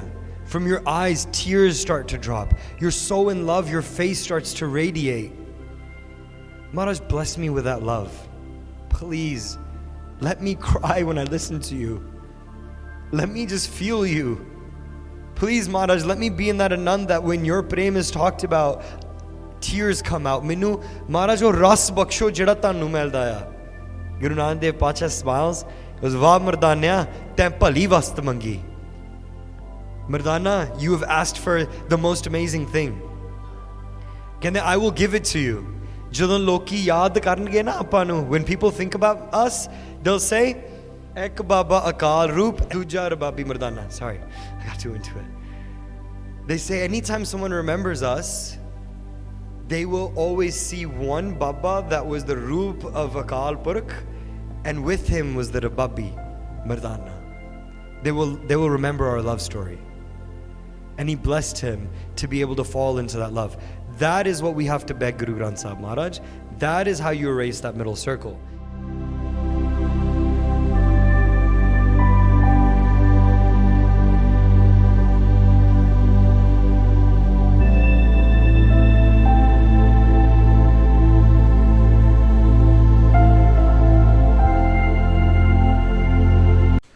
ਹਾਂਜੀ ਤੇ ਮਿੱਤਰੋ ਵੀਰੋ ਬੇਲੀਓ ਸੱਜਣੋ ਕਿੱਦਾਂ ਹਾਲ ਚਾਲ ਜੀ ਸਾਰਿਆਂ ਦਾ। ਉਮੀਦ ਕਰਨੇ ਆ ਠੀਕ ਹੋਵੋਗੇ, ਵਧੀਆ ਹੋਵੋਗੇ। ਆ ਗਏ ਜੀ ਵਾਪਸ ਇੱਕ ਹੋਰ ਵੀਡੀਓ ਦੇ ਨਾਲ, ਇੱਕ ਬਹੁਤ ਹੀ ਡਿਮਾਂਡਡ ਵੀਡੀਓ ਜਿਹਦਾ ਬਹੁਤ ਜ਼ਿਆਦਾ ਜਿਹੜਾ ਇੰਸਟਾਗ੍ਰਾਮ ਦੇ ਉੱਤੇ ਸਾਨੂੰ ਰਿਕੁਐਸਟਾਂ ਆ ਰਹੀਆਂ ਸਨ ਕਿ ਇਹਦੇ ਉੱਤੇ ਰਿਐਕਸ਼ਨ ਦੇਵੋ। ਉਹ ਹੈ ਜੀ general Subeg Singh operation blue star special program Jaspreet Singh Aashak, ਇਹੋ ਹੀ ਹੈ ਨਾ? ਹਾਂਜੀ। ਤੇ ਸਟਾਰ ਕੈਨੇਡਾ ਟੀਵੀ ਵਾਲਿਆਂ ਦਾ ਇਹ ਵੀਡੀਓ ਹੈ ਜਿਹੜਾ ਆਪਾਂ ਦੇਖਣ ਜਾ ਰਹੇ ਹਾਂ। ਤੇ ਇਹੀ ਵੀਡੀਓ ਜਿਹੜਾ ਸਾਨੂੰ ਭੇਜਿਆ ਗਿਆ ਕਿ ਇਹਦੇ ਉੱਤੇ ਤੁਸੀਂ ਆਪਣਾ ਰਿਐਕਸ਼ਨ ਦਿਓ ਤੇ ਤੁਹਾਨੂੰ ਇਹਦੇ ਵਿੱਚ ਬੜੀ ਇਨਫੋਰਮੇਸ਼ਨ ਜਿਹੜੀ ਹੈ ਉਹ ਮਿਲੇਗੀ। ਤੇ ਬਾਕੀ ਕਰੀਏ ਸਟਾਰਟ ਫਿਰ ਜੀ। ਬੰਦਾ ਵੀ ਆਪਰੇਸ਼ਨ ਬਲੂ ਸਟਾਰ, ਹਾਂਜੀ। ਤੇ ਇਹਦੇ ਵਿੱਚ ਸਾਨੂੰ ਆਉਂਦੇ ਨੇ ਜੀ ਤੁਹਾਨੂੰ ਕਾਫੀ ਚੀਜ਼ਾਂ ਦਾ ਜਿਹੜਾ ਨਾ ਪਤਾ ਲੱਗੇਗਾ ਜਦੋਂ ਤੁਸੀਂ ਇਹ ਵੀਡੀਓ ਦੇਖੋਗੇ। ਸਾਡੇ ਕੋਲ ਸਾਨੂੰ ਇਹਨਾਂ ਪਤਾ ਨਹੀਂ ਹੈ ਕਿਉਂਕਿ ਅਸੀਂ ਇਸ ਤਰ੍ਹਾਂ ਦੀ ਚੀਜ਼ਾਂ ਦੇਖਾਂਗੇ ਤੇ ਸਾਡੇ ਬਾਕੀ ਆਪਰੇਸ਼ਨ ਬਲੂ ਸਟਾਰ 'ਚ ਕੀ ਹੋਇਆ ਸੀ ਉਹ ਆਪਾਂ ਵੀਡੀਓ ਵੇਖਨੇ ਤੇ ਆਪਾਂ ਨੂੰ ਪਤਾ ਲੱਗੇਗਾ। ਤੇ ਚਲੋ ਮਿੱਤਰੋ ਕਰਦੇ ਹਾਂ ਸਟਾਰਟ। ਐ ਲੋ ਫੜੋ ਫਿਰ। ਸਤਿ ਸ਼੍ਰੀ ਅਕਾਲ ਜੀ। ਸਟਾਰ ਕੈਨੇਡਾ ਟੀਵੀ ਦੇਖ ਰਹੇ ਸਾਰੇ ਦਰਸ਼ਕਾਂ ਦਾ ਸਵਾਗਤ। ਮੈਂ ਹਾਂ ਜਸਪ੍ਰੀਤ ਸਿੰਘ ਆਸ਼ਕ ਤੇ ਲੈ ਕੇ ਹਾਜ਼ਰ ਹਾਂ ਖਾਸ ਪੇਸ਼ਕਸ਼ ਜਨਰਲ ਸੁਬੇਗ ਸਿੰਘ। ਆਖਿਰਕਾਰ ਕੌਣ ਸੀ ਸ਼ਹੀਦ ਭਾਈ ਸੁਬੇਗ ਸਿੰਘ ਤੇ ਆਪਰੇਸ਼ਨ ਬਲੂ ਸਟਾਰ ਸਮੇਂ ਉਹਨਾਂ ਦਾ ਕੀ ਰੋਲ ਰਿਹਾ? ਸ਼ਹੀਦ ਭਾਈ ਸੁਬੇਗ ਸਿੰਘ ਹੋਣਾ ਦੀ ਗੱਲ ਕਰੀਏ ਤਾਂ ਉਹ ਇੱਕ ਮਹਾਨ ਯੋਧੇ ਸਨ ਜਿਨ੍ਹਾਂ ਨੇ ਬੰਗਲਾਦੇਸ਼ ਦੀ ਲੜਾਈ ਸਮੇਂ 90,000 ਫੌਜੀਆਂ ਦੇ ਹੱਥ ਖੜੇ ਕਰਵਾ ਦਿੱਤੇ ਸਨ। ਬਹੁਤ ਵੱਡਾ ਰੋਲ ਸੀ ਉਹਨਾਂ ਦਾ। ਗੁਰੀਲਾ ਯੁੱਧ ਦੇ ਮਾਹਿਰ ਸਨ ਸੁਬੇਗ ਸਿੰਘ। ਉਹਨਾਂ ਨੇ ਗੁਰੀਲਾ ਯੁੱਧ ਦੀ ਨੀਤੀ ਨੂੰ ਹੀ ਦਰਬਾਰ ਸਾਹਿਬ ਅੰਦਰ ਅਪਣਾਇਆ ਅਤੇ ਭਾਰਤੀ ਫੌਜ ਦਾ ਵੱਡਾ ਨੁਕਸਾਨ ਕੀਤਾ, ਮੂੰਹ ਤੋੜ ਜਵਾਬ ਦਿੱਤਾ। ਭਾਰਤੀ ਫੌਜ ਸੋਚ ਰਹੀ ਸੀ ਕਿ ਕੇਵਲ 5-4 ਮਿੰਟਾਂ ਦੇ ਅੰਦਰ ਹੀ ਦਰਬਾਰ ਸਾਹਿਬ ਉੱਤੇ ਕਬਜ਼ਾ ਪਾ ਲਿੱਤਾ ਜਾਵੇਗਾ, ਪਰ ਕਿੰਨੇ ਦਿਨ ਜੇਕਰ ਇਹ ਲੜਾਈ ਚੱਲਦੀ ਰਹੀ ਤਾਂ ਉਹਦਾ ਸਿਹਰਾ ਸੁਬੇਗ ਸਿੰਘ ਹੋਣਾ ਦੇ ਸਿਰ ਹੀ ਬੰਨਿਆ ਜਾਂਦਾ ਕਿਉਂਕਿ ਉਹਨਾਂ ਨੇ ਅੰਦਰੋਂ ਕਮਾਨ ਸੰਭਾਲੀ ਹੋਈ ਸੀ। ਗੁਰੀਲਾ ਯੁੱਧ ਦੀਆਂ ਨੀਤੀਆਂ ਵਰਤ ਕੇ ਹੀ ਉਹਨਾਂ ਨੇ ਭਾਰਤੀ ਸੈਨਾ ਦਾ ਵੱਡਾ ਨੁਕਸਾਨ ਕਰ ਦਿੱਤਾ ਸੀ।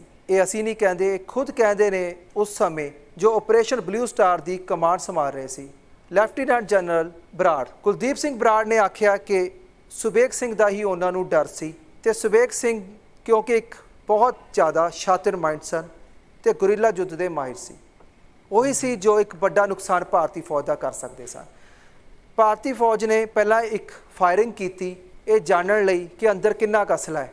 ਉੱਥੇ ਹੀ ਤੇਜ਼ ਤਰਾਰ ਸੁਬੇਗ ਸਿੰਘ ਇਹ ਗੱਲ ਨੂੰ ਪਹਿਲਾਂ ਹੀ ਜਾਣਦੇ ਸੀ ਕਿਉਂਕਿ ਉਹ ਭਾਰਤੀ ਫੌਜ ਦਾ ਹੀ ਕੰਗ ਸੀ ਤੇ ਉਹਨਾਂ ਨੇ ਕੇਵਲ ਆਮ ਰਾਈਫਲਾਂ ਨਾਲ ਹੀ ਅੰਦਰੋਂ ਫਾਇਰਿੰਗ ਕੀਤੀ। ਇਸ ਨੂੰ ਅੰਦਾਜ਼ਾ ਲਗਾ ਲਿਆ ਸੀ ਭਾਰਤੀ ਫੌਜ ਨੇ ਕਿ ਜਲਦੀ ਹੀ ਕਬਜ਼ਾ ਪਾ ਲਿੱਤਾ ਜਾਊਗਾ। ਉਹ ਵੀ ਤੁਹਾਨੂੰ ਦੱਸਦੇ ਹਾਂ ਕਿ ਕੁਲਦੀਪ ਸਿੰਘ ਬਰਾੜ ਆਪਣੀ ਕਿਤਾਬ ਦੇ ਵਿੱਚ ਕੀ ਲਿਖਦਾ ਹੈ ਸੁਬੇਗ ਸਿੰਘ ਬਾਰੇ। ਪਰ ਪਹਿਲਾਂ ਤੁਹਾਨੂੰ ਇਹ ਦੱਸ ਦਿੰਦੇ ਹਾਂ ਕਿ ਅਜਿਹਾ ਕੀ ਕਾਰਨ ਸੀ ਕਿ ਬਾਗੀ ਹੋਣਾ ਪਿਆ ਸੁਬੇਗ ਸਿੰਘ ਹੋਣਾ ਨੂੰ। ਫੌਜ ਦੇ ਵਿੱਚ ਐਡਾ ਵੱਡਾ ਕੀਰਤੀਮਾਨ ਹਾਸਿਲ ਕਰਨਾ, 90,000 ਬੰਗਲਾਦੇਸ਼ੀ ਫੌਜੀਆਂ ਦੇ ਹੱਥ ਖੜੇ ਕਰਾਉਣੇ ਤੇ ਫਿਰ ਉਸੇ ਫੌਜ ਦੇ ਨਾਲ ਲੜਾਈ ਕਰਨੀ ਜਿਸ ਫੌਜ ਵੱਲੋਂ ਉਹਨਾਂ ਨੇ ਐਡਾ ਵੱਡਾ ਕੀਰਤੀਮਾਨ ਸਥਾਪਿਤ ਕੀਤਾ ਸੀ। ਫੌਜ ਦੇ ਵਿੱਚ ਸੁਬੇਗ ਸਿੰਘ ਹੋਣਾ ਉੱਤੇ ਇਲਜ਼ਾਮ ਲਗਾ ਦਿੱਤਾ ਗਿਆ ਸੀ ਤੇ ਉਹਨਾਂ ਨੂੰ ਫੌਜ 'ਚੋਂ ਬਰਖਾਸਤ ਕਰ ਦਿੱਤਾ ਗਿਆ ਸੀ ਤੇ ਉਹਨਾਂ ਦੀ ਬੇਇੱਜ਼ਤੀ ਵੀ ਕੀਤੀ ਗਈ ਸੀ ਜਿਸ ਦਾ ਉਹ ਬਦਲਾ ਲੈਣਾ ਚਾਹੁੰਦੇ ਸਨ। ਆਖਿਰਕਾਰ ਉਹਨਾਂ ਨੂੰ ਸ਼ਰਨ ਮਿਲੀ ਸਨ ਜਰਨੈਲ ਸਿੰਘ ਭਿੰਡਰਾਂ ਵਾਲਿਆਂ ਦੀ। ਇਸੇ ਸ਼ਰਨ ਦੇ ਵਿੱਚ ਜਾ ਕੇ ਉਹਨਾਂ ਨੇ ਫੌਜ ਨਾਲ ਬਦਲਾ ਲੈਣ ਦੀ ਠਾਣੀ ਅਤੇ ਜਦ ਆਪਰੇਸ਼ਨ ਬਲੂ ਸਟਾਰ ਹੋਇਆ ਤਾਂ ਸੁਬੇਗ ਸਿੰਘ ਨੇ ਆਪਣੇ ਗੁਰੀਲਾ ਯੁੱਧ ਦੇ ਨਾਲ ਇੱਕ ਵੱਡਾ ਨੁਕਸਾਨ ਕੀਤਾ ਭਾਰਤੀ ਫੌਜ ਦਾ। ਆਓ ਤੁਹਾਨੂੰ ਸੁਣਾਉਂਦੇ ਹਾਂ ਕੀ ਕਹਿਣਾ ਹੈ ਉਸ ਸਮੇਂ ਲੈਫਟੀਨੈਂਟ ਜਨਰਲ ਕੁਲਦੀਪ ਸਿੰਘ ਬਰਾੜ ਦਾ ਜਿਨ੍ਹਾਂ ਨੇ ਆਪਣੀ ਕਿਤਾਬ ਦੇ ਵਿੱਚ ਲਿਖਿਆ ਕਿ ਸਾਨੂੰ ਡਰ ਸੀ ਤਾਂ ਕੇਵਲ ਸੁਬੇਗ ਸਿੰਘ ਹੋਣਾ ਦਾ। ਲੈਫਟੀਨੈਂਟ ਜਨਰਲ ਕੁਲਦੀਪ ਬਰਾੜ ਕਹਿੰਦਾ ਸਾਨੂੰ ਸਭ ਤੋਂ ਵੱਡਾ ਡਰ ਇਸ ਗੱਲ ਦਾ ਸੀ ਕਿ ਅੰਦਰ ਜਨਰਲ ਸੁਬੇਗ ਸਿੰਘ ਵਰਗੇ ਦੇ ਹੱਥ ਵਿੱਚ ਕਮਾਨ ਹੈ ਜਿਸ ਨੇ ਬੰਗਲਾਦੇਸ਼ ਵਿੱਚ 90,000 ਫੌਜੀਆਂ ਦੇ ਹੱਥ ਖੜੇ ਕਰਵਾਏ ਸਨ। ਸਾਨੂੰ ਡਰ ਸੀ ਕਿ ਸਾਡੀ CID ਨੂੰ ਉਹ ਹਾਥੀ ਦੇ ਦੰਦ ਵਾਂਗ ਕੁਝ ਹੋਰ ਵਿਖਾਏ ਤੇ ਕਰੇ ਕੁਝ ਹੋਰ। ਅਸੀਂ ਹਥਿਆਰਾਂ ਦੀ ਗਿਣਤੀ ਦਾ ਪਤਾ ਕਰਨ ਲਈ ਹਵਾਈ ਫਾਇਰ ਕਰਦੇ ਰਹੇ। ਅੱਗੋਂ ਸਾਨੂੰ ਦੁਨਾਲੀ ਰਾਈਫਲਾਂ ਦੇ ਫਾਇਰ ਜਵਾਬ ਵਿੱਚ ਮਿਲੇ। ਅਸੀਂ ਬਹੁਤ ਖੁਸ਼ ਹੋਏ ਕਿ ਸਾਡੀ ਜਾਣਕਾਰੀ ਸਹੀ ਹੈ। ਸਾਡੀ ਫੌਜ ਲਈ ਅਕਾਲ ਤਖ਼ਤ 'ਤੇ ਕਬਜ਼ਾ ਕਰਨਾ ਮਹਿਜ਼ 4-5 ਘੰਟਿਆਂ ਦਾ ਕੰਮ ਸੀ। ਅਸੀਂ 2 ਜੂਨ ਸ਼ਾਮ ਨੂੰ ਉੱਪਰੋਂ ਮਿਲੀਆਂ ਹਦਾਇਤਾਂ ਮੁਤਾਬਕ 14 ਗੁਰਸਿੱਖ ਫੌਜੀ ਭਿੰਡਰਾਂ ਵਾਲੇ ਨਾਲ ਰਜ਼ਾਮੰਦੀ ਕਰਨ ਲਈ ਭੇਜੇ ਤੇ ਕੁਝ ਵਿਸ਼ੇਸ਼ ਪੈਕੇਜ ਸੰਤਾਂ ਲਈ ਭੇਜਿਆ। ਪਰ ਭਿੰਡਰਾਂ ਵਾਲੇ ਨੇ 14 ਫੌਜੀਆਂ 'ਤੇ ਐਸਾ ਪ੍ਰਭਾਵ ਪਾਇਆ ਕਿ ਉਹ ਵਾਪਸ ਮੁੜ ਨਾ ਆਏ। ਅਸੀਂ ਰਾਤ 10 ਕੁ ਵਜੇ 2200 ਜਵਾਨ ਮੇਨ ਦਰਵਾਜ਼ੇ ਰਾਹੀਂ ਅੰਦਰੋਂ ਤੋੜ ਦਿੱਤੇ ਤੇ 1700 ਜਵਾਨਾਂ ਨੂੰ ਕਵਰ ਫਾਇਰਿੰਗ ਬਣਾ ਕੇ ਰੱਖਿਆ ਗਿਆ। ਸਾਡੇ ਜਵਾਨ ਆਧੁਨਿਕ ਹਥਿਆਰਾਂ ਨਾਲ ਲੈਸ ਹੋ ਕੇ ਜਦੋਂ ਰਿੰਗ ਦੇ ਅੰਦਰ ਜਾ ਰਹੇ ਸਨ ਤਾਂ ਇੱਕ ਵਾਰ ਸ਼ਾਇਦ ਰੱਬ ਵੀ ਭੈਭੀਤ ਹੋ ਗਿਆ ਅਤੇ ਜਿਨ੍ਹਾਂ ਨਾਲ ਮੁਕਾਬਲਾ ਸੀ ਉਹਨਾਂ ਕੋਲ ਬਸ ਦੇਸੀ ਹਥਿਆਰ ਤੇ ਸਾਬਕਾ ਫੌਜੀ ਸੁਬੇਗ ਸਿੰਘ ਸੀ। ਜਦੋਂ ਇੰਨੀ ਫੌਜ ਅੰਦਰ ਚੱਲੀ ਤਾਂ ਸੀਨੀਅਰ ਅਫਸਰ ਵੀ ਕਹਿਣ ਲੱਗੇ ਕਿ ਜੇਕਰ ਸਰਕਾਰ ਪਾਵਰ ਸਾਡੇ ਹੱਥਾਂ ਵਿੱਚ ਦੇ ਦੇਵੇ ਤਾਂ ਅਸੀਂ ਚੀਨ ਪਾਕਿਸਤਾਨ ਨੂੰ ਹਿੰਦੁਸਤਾਨ ਵਿੱਚ ਮਿਲਾ ਦੇਵਾਂਗੇ। ਸਾਨੂੰ ਸਿਰਫ ਜਨਰਲ ਸੁਬੇਗ ਸਿੰਘ ਦਾ ਫਿਕਰ ਸੀ। ਉਹ ਬਹੁਤ ਤੇਜ਼ ਦਿਮਾਗ ਦਾ ਹੈ। ਸਾਡੇ ਜਵਾਨ ਇੱਕ ਦੂਜੇ ਤੋਂ ਅੱਗੇ ਹੋ ਕੇ ਪਰਮਵੀਰ ਚੱਕਰ ਹਾਸਲ ਕਰਨਾ ਚਾਹੁੰਦੇ ਸਨ। ਸਾਡਾ ਅਨੁਮਾਨ ਸੀ ਕਿ ਅਸੀਂ ਰਾਤੋਂ ਰਾਤ ਦਰਬਾਰ ਸਾਹਿਬ 'ਤੇ ਕਬਜ਼ਾ ਕਰ ਲਵਾਂਗੇ। ਸਾਨੂੰ ਭਿੰਡਰਾਂ ਵਾਲੇ 'ਤੇ ਹਾਸਾ ਆ ਰਿਹਾ ਸੀ ਕਿ ਕਿਹੜੀਆਂ ਤੋਪਾਂ ਦੇ ਆਸਰੇ ਹਥਿਆਰ ਸੁੱਟਣ ਨੂੰ ਤਿਆਰ ਨਹੀਂ ਸੀ। ਅਸੀਂ 2 ਜੂਨ ਨੂੰ 10:30 ਵਜੇ ਰਾਤ ਫੌਜ ਨੂੰ ਅੰਦਰ ਜਾਣ ਦੀ ਹਰੀ ਝੰਡੀ ਦੇ ਦਿੱਤੀ। ਸਾਡਾ 2200 ਜਵਾਨ ਪੂਰੀ ਤਰ੍ਹਾਂ ਅੰਦਰ ਛਾ ਗਿਆ। ਲੋੜ ਪੈਣ 'ਤੇ 2600 ਜਵਾਨ ਤਿਆਰ ਰੱਖੇ ਸਨ। 1700 ਕਵਰ ਫਾਇਰਿੰਗ ਲਈ ਸੀ। ਜਦੋਂ ਸਾਡੇ ਜਵਾਨ ਪੂਰੀ ਤਰ੍ਹਾਂ ਅੰਦਰ ਫੈਲ ਗਏ ਤਾਂ ਉਹ ਭਾਣਾ ਵਰਤਿਆ ਜੋ ਅਸੀਂ ਕਦੇ ਸੋਚਿਆ ਵੀ ਨਹੀਂ ਸੀ। ਦਿੱਲੀ ਤੱਕ ਵਾਇਰਲੈਸ ਖੜਕ ਗਏ। ਇੱਕਦਮ ਹਾਹਾਕਾਰ ਮਚ ਗਈ। ਚੀਕਾਂ ਅਸਮਾਨ ਨੂੰ ਪਾੜ ਰਹੀਆਂ ਸਨ। ਦਿਲ ਕੰਬਾਊ ਬੈਂਡ ਸਾਡੇ ਤੋਂ ਸੁਣੇ ਨਹੀਂ ਸੀ ਜਾ ਰਹੇ ਕਿਉਂਕਿ ਭਿੰਡਰਾਂ ਵਾਲਿਆਂ ਦੇ ਚੇਲਿਆਂ ਇੱਕਦਮ ਫਾਇਰਿੰਗ ਖੋਲ੍ਹ ਦਿੱਤੇ। ਸਾਡੇ ਕਵਰ ਜਵਾਨਾਂ ਨੂੰ ਪਤਾ ਨਹੀਂ ਲੱਗ ਰਿਹਾ ਸੀ ਕਿ ਗੋਲੀ ਕਿੱਧਰੋਂ ਆ ਰਹੀ ਹੈ। ਗੋਲੀ ਇਤਨੀ ਨੇੜਿਓਂ ਆ ਰਹੀ ਸੀ ਕਿ ਸਾਡੇ ਜਵਾਨਾਂ ਦਾ ਬਹੁਤ ਨੁਕਸਾਨ ਹੋ ਰਿਹਾ ਸੀ। ਅਖੀਰ ਹਾਈ ਅਲਰਟ ਅਲਾਰਮ ਵਜਾਉਣਾ ਪਿਆ ਜਿਸ ਤਰ੍ਹਾਂ 1962 ਦੀ ਜੰਗ ਵੇਲੇ ਵਰਤਿਆ ਸੀ। ਸਾਡੇ ਜਵਾਨ ਇਤਨੇ ਘਬਰਾ ਗਏ ਕਿ ਹਥਿਆਰ ਸੁੱਟ ਕੇ ਬਚਣਾ ਪਿਆ। ਸਾਡੇ ਲਈ ਬਹੁਤ ਸ਼ਰਮ ਵਾਲੀ ਗੱਲ ਸੀ ਕਿ ਬਿਨਾਂ ਨੁਕਸਾਨ ਕੀਤੇ ਅਸੀਂ ਆਪਣੇ 2076 ਜਵਾਨ ਮੌਤ ਦੇ ਮੂੰਹ ਵਿੱਚ ਪਾ ਬੈਠੇ। ਬਾਅਦ ਵਿੱਚ 8 ਜੂਨ ਨੂੰ ਪਤਾ ਲੱਗਾ ਜਦੋਂ ਸਾਡੇ ਸਾਰੇ ਜਵਾਨ ਸਰੋਵਰ ਦੇ ਚਾਰੇ ਪਾਸੇ ਫੈਲ ਗਏ ਤਾਂ ਬਿਲਡਿੰਗ ਦੇ ਅੰਦਰ ਕੰਧਾਂ ਵਿੱਚ ਧਰਤੀ ਤੋਂ 3 ਉੱਚੀਆਂ ਵਰਮੇ ਨਾਲ 2-2 ਇੰਚੀਆਂ ਲੰਮੀਆਂ ਮੋਰੀਆਂ ਕੀਤੀਆਂ ਹੋਈਆਂ ਸਨ। ਸਾਡੇ ਜਵਾਨ ਉੱਪਰ ਗੋਲੀਆਂ ਚਲਾਉਂਦੇ ਰਹੇ ਜਦੋਂ ਕਿ ਗੋਲੀਆਂ ਧਰਤੀ ਕੱਟ ਰਹੀ ਸੀ। ਮੈਨੂੰ ਸ਼ੱਕ ਸੀ ਕਿ ਜਨਰਲ ਸੁਬੇਗ ਸਿੰਘ ਵਰਗਾ ਫੌਜੀ ਹਕੀਕਤ 'ਤੇ ਪਰਦਾ ਪਾ ਕੇ ਕੋਈ ਚੱਕਰ ਵੀ ਰਚੇਗਾ। ਅਗਲੇ ਦਿਨ ਅਸੀਂ ਹੈਲੀਕਾਪਟਰ ਰਾਹੀਂ 912 ਕਮਾਂਡੋ ਬਿਲਡਿੰਗਾਂ 'ਤੇ ਉਤਾਰ ਕੇ ਮੋਰਚਿਆਂ 'ਤੇ ਗ੍ਰਨੇਡ ਸੁੱਟਣ ਦੀ ਸਕੀਮ ਬਣਾਈ। ਇਸ ਤਰ੍ਹਾਂ ਹੀ ਕੀਤਾ ਗਿਆ। ਗ੍ਰਨੇਡਾਂ ਨਾਲ ਲੱਦੇ ਸਾਡੇ ਕਮਾਂਡੋ ਬਿਲਡਿੰਗਾਂ 'ਤੇ ਉਤਰ ਗਏ। ਕਮਾਂਡੋ ਜਮਦੂਤਾਂ ਦਾ ਰੂਪ ਧਾਰਨ ਕਰੀ ਬੈਠੇ ਸਨ ਤੇ ਵਾਇਰਲੈਸ 'ਤੇ ਕਾਰਵਾਈ ਦੀ ਮੰਗ ਕਰ ਰਹੇ ਸਨ। ਪਰ ਅਚਾਨਕ ਹੀ ਐਸੀ ਆਕਾਸ਼ੀ ਬਿਜਲੀ ਸਾਡੇ ਜਵਾਨਾਂ 'ਤੇ ਪੈਣੀ ਸ਼ੁਰੂ ਹੋਈ ਕਿ ਇਹ ਆਕਾਸ਼ੀ ਬਿਜਲੀ ਕੋਈ ਹੋਰ ਨਹੀਂ ਮਸ਼ੀਨ ਗੰਨਾਂ ਦੀਆਂ ਗੋਲੀਆਂ ਸਨ ਤੇ ਇਹ 1800 ਮੀਟਰ ਤੱਕ ਜਾਂਦੀਆਂ ਸਨ। ਸਾਡੀ CID ਇਤਨੀ ਨਿਕੰਮੀ ਨਿਕਲੀ ਕਿ ਜਿਸ ਕਰਕੇ ਸਾਡਾ ਇਤਨਾ ਨੁਕਸਾਨ ਹੋਇਆ ਜਿੰਨਾ ਪਾਕਿਸਤਾਨ ਨਾਲ ਯੁੱਧ ਵਿੱਚ ਵੀ ਨਹੀਂ ਹੋਇਆ ਸੀ। ਸਾਫ਼ ਪਤਾ ਲੱਗਦਾ ਹੈ ਕਿ ਇਹ ਗੋਲੀ ਕਿਸੇ ਫੌਜੀ ਅਫਸਰ ਦੀ ਸਕੀਮ ਤੋਂ ਬਿਨਾਂ ਨਹੀਂ ਚੱਲ ਸਕਦੀ। ਉਹ ਫੌਜੀ ਅਫਸਰ ਜਨਰਲ ਸੁਬੇਗ ਸਿੰਘ ਸੀ। ਜਦੋਂ ਸਾਡੇ ਕਮਾਂਡੋ ਉਤਰ ਰਹੇ ਸਨ ਤਾਂ ਫੌਜ ਵੱਲੋਂ ਇਤਨੀ ਗੋਲੀ ਚਲਾਈ ਗਈ ਕਿ ਸਮੂਹ ਮੋਰਚਿਆਂ ਵਿੱਚ ਬੈਠੇ ਖਾੜਕੂਆਂ ਵੱਲੋਂ ਕਮਾਂਡੋਆਂ ਦੇ ਉਤਰਨ ਵਿੱਚ ਕੋਈ ਰੁਕਾਵਟ ਨਾ ਆਵੇ। ਪਰ ਉੱਚੇ ਬੁੰਗਿਆਂ ਵਿੱਚ ਤੇ ਉੱਚੀ ਪਾਣੀ ਵਾਲੀ ਟੈਂਕੀ ਵਿੱਚ ਸੁਬੇਗ ਸਿੰਘ ਨੇ ਕੰਧਾਂ ਵਿੱਚ ਮੋਰੀਆਂ ਕਰਕੇ ਭਾਰੀ ਮਸ਼ੀਨ ਗੰਨਾਂ ਲਈ ਜ਼ਬਰਦਸਤ ਮੋਰਚਾਬੰਦੀ ਕੀਤੀ ਸੀ। ਜਦੋਂ ਕਮਾਂਡੋਆਂ ਦੀ ਮੌਤ ਹਨੇਰੀ ਝੁੱਲੀ ਤਾਂ ਗੋਲੀਆਂ ਇਹਨਾਂ 3 ਥਾਵਾਂ ਤੋਂ ਆਈਆਂ ਸਨ। ਸਾਰੇ ਕਮਾਂਡੋ ਮਾਰੇ ਗਏ। ਭਾਰਤੀ ਫੌਜ ਦੀ ਸਿੰਘਾਂ ਹੱਥੋਂ ਹੋਈ ਦੁਰਦਸ਼ਾ ਬਾਰੇ ਭਾਰਤੀ ਫੌਜ ਦੇ ਲੈਫਟੀਨੈਂਟ ਜਨਰਲ ਕੁਲਦੀਪ ਸਿੰਘ ਬਰਾੜ ਦੀ ਜ਼ੁਬਾਨੀ। ਸੋ ਤੁਸੀਂ ਖੁਦ ਸੁਣਿਆ ਕੀ ਕਹਿਣਾ ਸੀ ਉਸ ਕੁਲਦੀਪ ਸਿੰਘ ਬਰਾੜ ਦਾ ਜਿਸ ਨੇ ਆਪਣੀ ਕਿਤਾਬ ਦੇ ਵਿੱਚ ਸ਼ਹੀਦ ਭਾਈ ਸੁਬੇਗ ਸਿੰਘ ਹੋਣਾ ਦੀ ਵੱਡੀ ਚਰਚਾ ਕੀਤੀ ਆ, ਜਿਸ ਨੇ ਆਖਿਆ ਕਿ ਸਾਨੂੰ ਡਰ ਸੀ ਤਾਂ ਸੁਬੇਗ ਸਿੰਘ ਦਾ, ਕਿਉਂਕਿ ਸ਼ਹੀਦ ਭਾਈ ਸੁਬੇਗ ਸਿੰਘ ਕਰਕੇ ਹੀ ਅੰਦਰੋਂ ਬੜੀ ਪਰਫੈਕਟਲੀ ਮੋਰਚਾਬੰਦੀ ਹੋਈ ਤੇ ਐਡਾ ਵੱਡਾ ਫੌਜ ਦਾ ਨੁਕਸਾਨ ਕੀਤਾ ਗਿਆ। ਆਖਿਰਕਾਰ ਟੈਂਕ ਵਾੜ ਕੇ ਹੀ ਸਭ ਕੁਝ ਨਿਸਤੋ ਨਬੂਦ ਕਰਨਾ ਪਿਆ ਫੌਜ ਨੂੰ ਤੇ ਇਹਨਾਂ ਸਾਰੇ ਸਿੰਘਾਂ ਨੂੰ ਸ਼ਹੀਦ ਕਰਨਾ ਪਿਆ ਤਾਂ ਜਾ ਕੇ ਕਬਜ਼ਾ ਪਾਇਆ ਗਿਆ। ਜਿੱਥੇ ਫੌਜ ਸੋਚ ਰਹੀ ਸੀ ਕੇਵਲ 4 ਤੋਂ 5 ਮਿੰਟ ਦੇ ਅੰਦਰ ਹੀ ਅਕਾਲ ਤਖ਼ਤ ਸਾਹਿਬ ਉੱਤੇ ਕਬਜ਼ਾ ਕਰ ਲਿੱਤਾ ਜਾਵੇਗਾ, ਉੱਥੇ ਹੀ ਕਈ ਦਿਨ ਦਾ ਸਮਾਂ ਲੱਗਿਆ ਕਿਉਂਕਿ ਪਲੈਨਿੰਗ ਸੀ ਸ਼ਹੀਦ ਭਾਈ ਸੁਬੇਗ ਸਿੰਘ ਦੀ, ਜੋ ਕਿ ਗੁਰੀਲਾ ਯੁੱਧ ਦੇ ਮਾਹਿਰ ਸਨ।